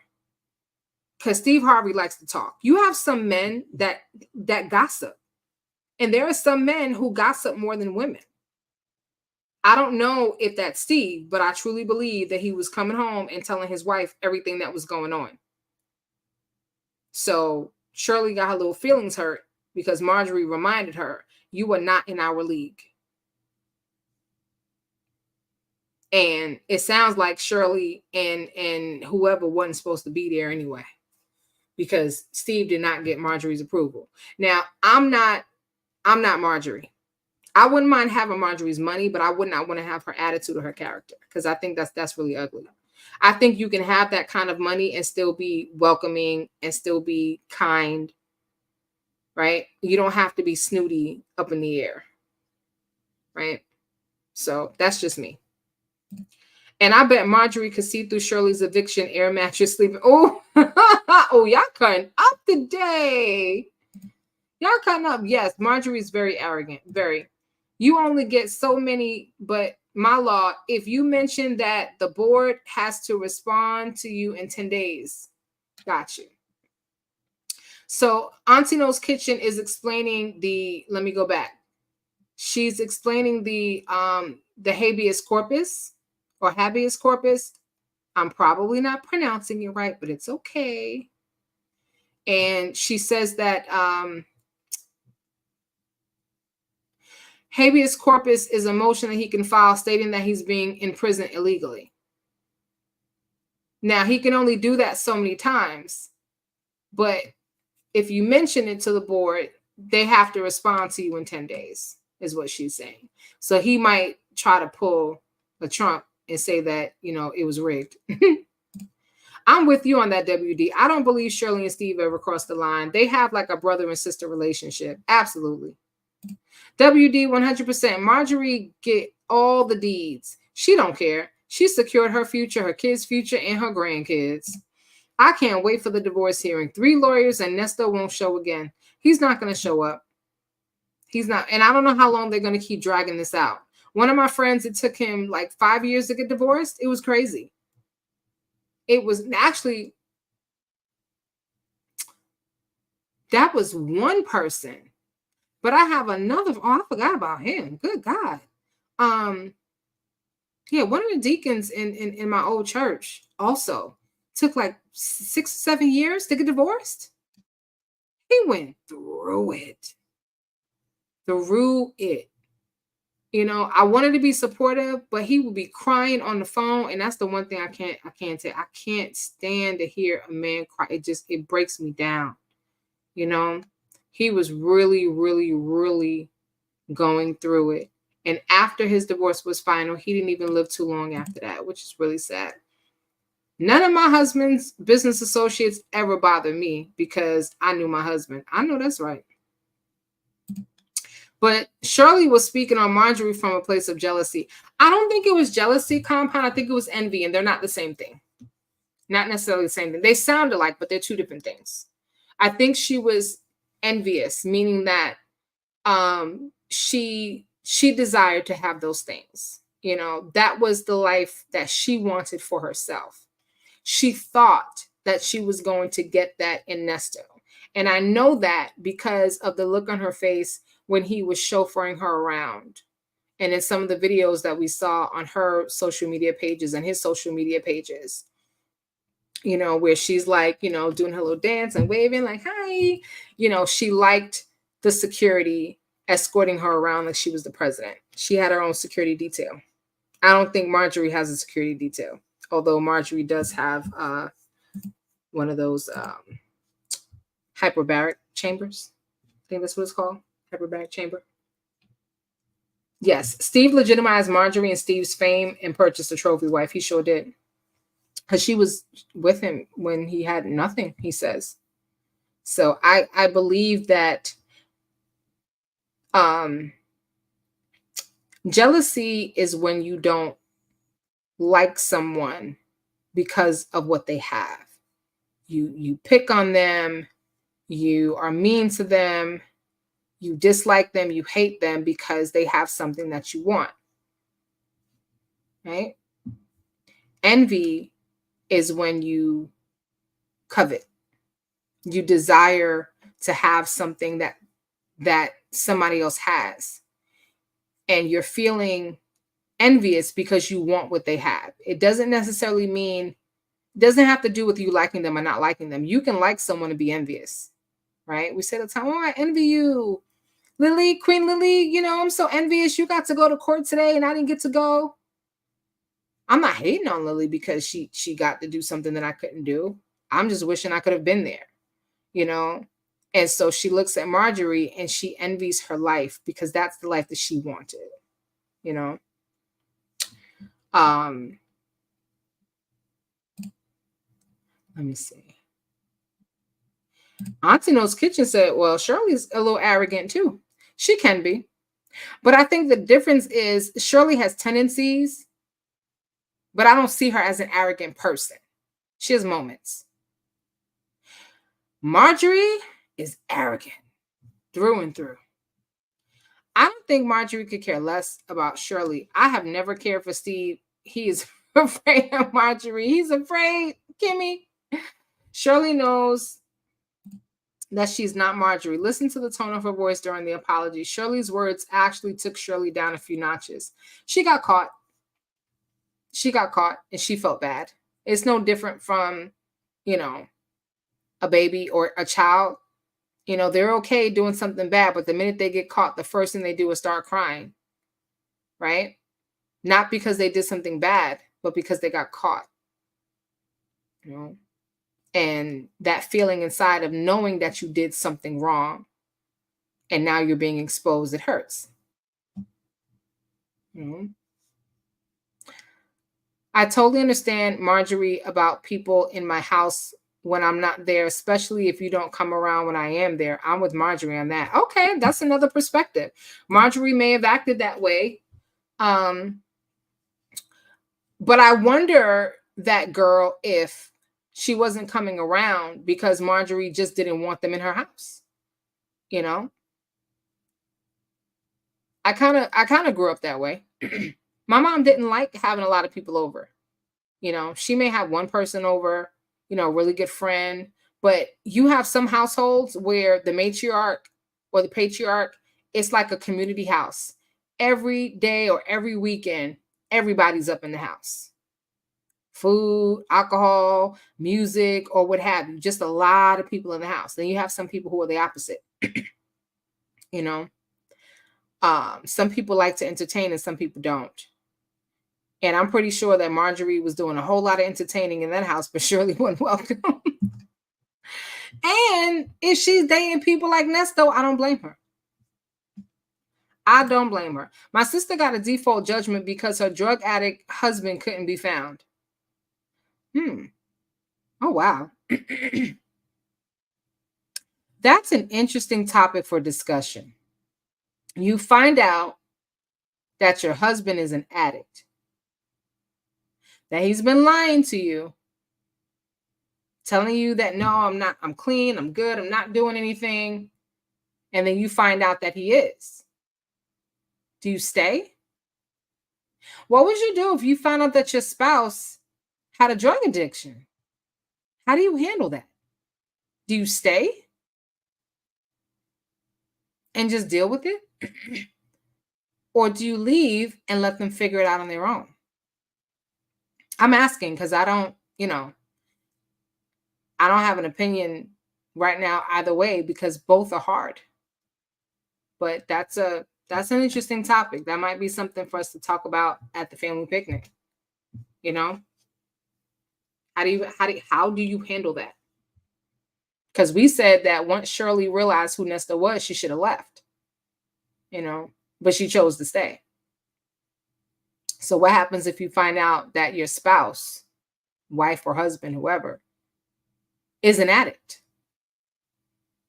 You've had money missing that you couldn't explain, items around the house you can't find, your Pandora bracelet, your diamond ring disappeared, can't find your earrings,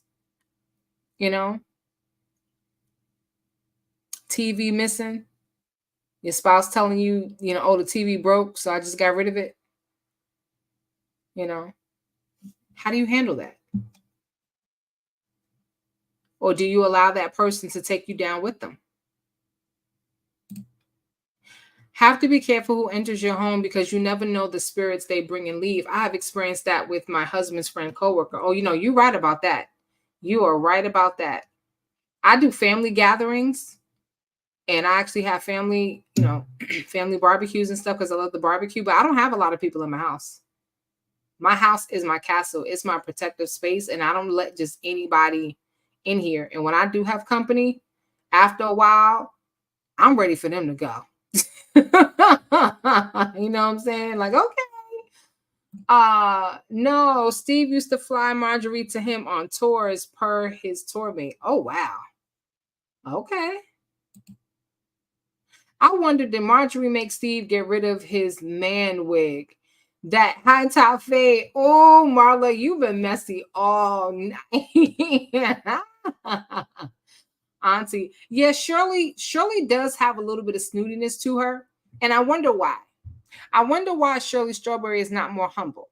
Is it because she's looking at Marjorie and thinks that that's how she's supposed to be? Because people sometimes forget where they came from. Interesting question. Marjorie just loves her lifestyle and will keep it. I know that's right. Marla said, my mom didn't either. And I'm like that too. I love my peace. Yeah, I can't, I have a relative whose home is like the gathering place. And like every weekend, everybody who, the whole community is up in her house, and I'll come visit, hang out for a little bit, eat, have a little drink or whatever. And then I'll leave, but I couldn't do that. I couldn't do that because my OCD start kicking in. Nope. Auntie Marjorie been messing with Steve since the first night they met at the comedy show. Is it true that Marjorie was messing around with Steve when he was married to his first wife? I seem to remember reading that somewhere. Yeah. He was an addict before the marriage. Oh. Auntie, you giving me some ideas. Let me get a pen and paper and write this down. This is going to make for some great conversation for another night. Maybe I'll do this on Bad Girls Talk. Hold on a second, y'all. Sorry about the crinkly papers, but I have a little piece of paper here where I keep my notes for topics that I want to do, discussion topics. Okay, so hubby is an addict. Wow. All right. Before the marriage, she said, so I married an addict. Oh my gosh. Okay, there we go. I married an addict. Listen, if you guys have story ideas, if you have a story that you would like to share, some things sometimes are too painful or too personal. I'm not looking for you guys to disclose your personal business. You can even tell your own story under the guise of a friend. But if you have a story, an interesting story that you want to share, please email me at iamwisdomsdaughter@gmail.com, because I am currently scheduling my interviews for Bad Girls Talk so that I can try to have one lined up every week. And I say it all the time. You don't have to be, a celebrity or somebody famous to have an interesting or powerful story. I've always been a community-based person, and so I love talking to the regular common folk, because sometimes you guys have stories that people would not believe, and it doesn't always have to be drama or personal stuff. It could be something funny. But if you do have story ideas or stories that you would like to share, please email me at iamwisdomsdaughter@gmail.com. Auntie said, my friend husband is 76 and been on drugs for 60 years. They've been married 3 years. He's never home. What? Okay, Auntie, send me an email. We gonna set you up so you can talk about this thing. Wow. And that girl repping BK New York. My son's dad had an addiction and I didn't know until my jewelry went missing. Wow. I would have to be in the situation to answer. Microwave, not the microwave missing. How do you explain that? My sister's ex-husband was MIA, so her lawyer ran an ad in the paper. He had 150 days to appear. He was a no-show, and the divorce was granted. Day 151, the SOB shows up. Too late. He was a day late and $1 short. I have an annual event with 12 close ladies. Okay. Well, I don't know if that's a private event or a public event, but if it is a public event, I would love to attend. And let me just check something. Oh no, it's tomorrow. My friend has a speaking engagement, and I keep panicking because I keep feeling like I missed it. It's tomorrow at 7. So if I'm live on YouTube tomorrow at 7, somebody need to be like, Wisdom, you're supposed to be at your friend's speaking engagement. It's by Zoom. It's not in person. I am one who don't like a crowd of people in my home, and my children's friends say I was mean, but I just like my peace. When they're older, Onisha, they will understand. They will definitely understand when they're older. I'm sorry. I will behave next week. It's been great. It's been great. I host my event every December around my birthday. I plan a year. Well, I would love an invite. It's totally up to you. No pressure. But if you extend the invite, I will make sure to be there. Marjorie is a Sonia. I don't think Marjorie would like being called Sonia, Marla. Maybe it's my age, but if your husband is a whole bum, you can talk to me on the phone. You can't chill in my living room. I love it. All right, a few more comments and we're gonna wrap up. I refuse to live in a house or have people in it where I can't lay my possessions or others theirs down. I grew up with thieving cousins. Okay, I personally, I could be wrong, but I think everybody has that one relative that you don't ever want in your house because you know something's gonna turn up missing. So yeah, we have a klepto in the family. I married a fiend. Ooh, that's another good one. I'm gonna write that down. Lordy, I married a fiend. Y'all giving me some good ideas.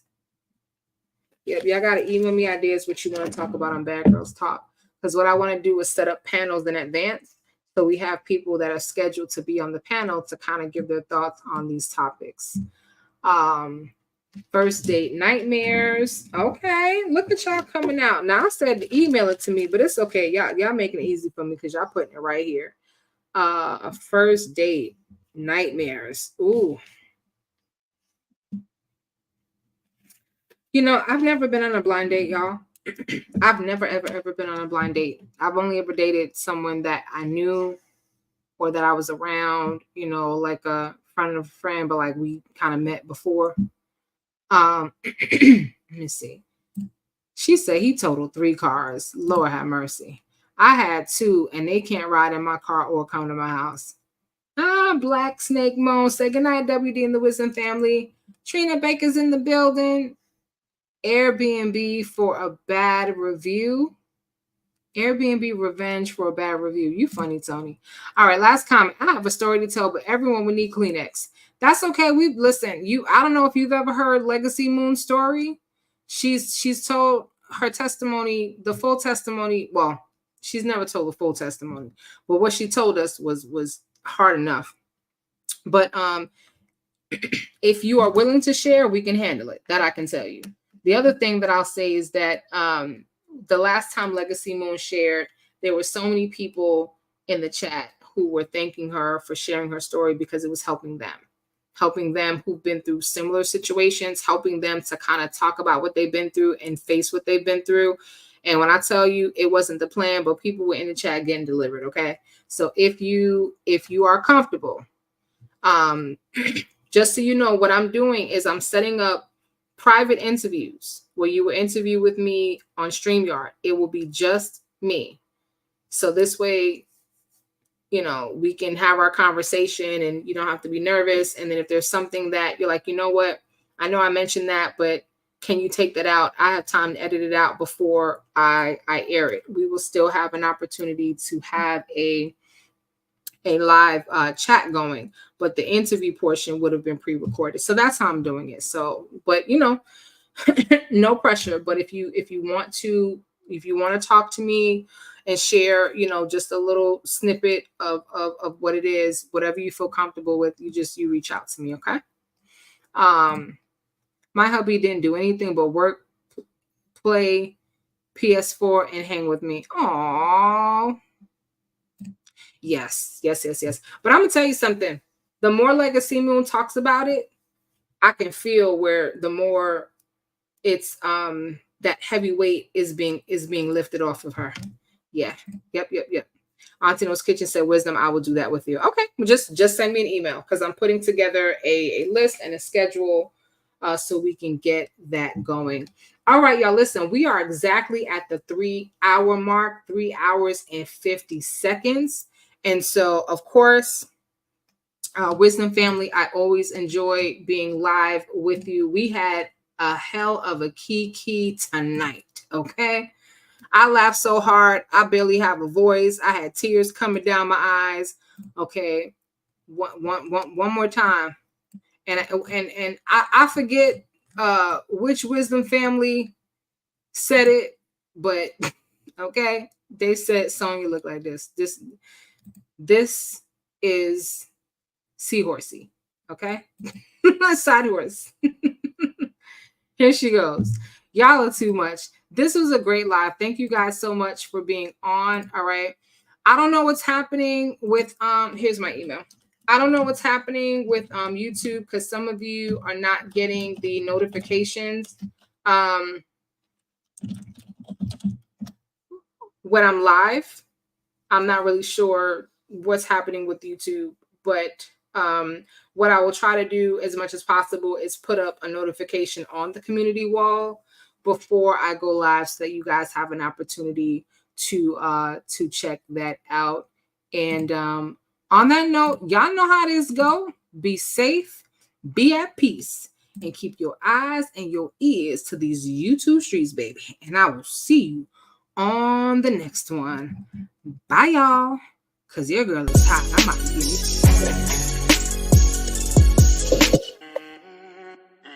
All right. I'm so tired. I done played the wrong song.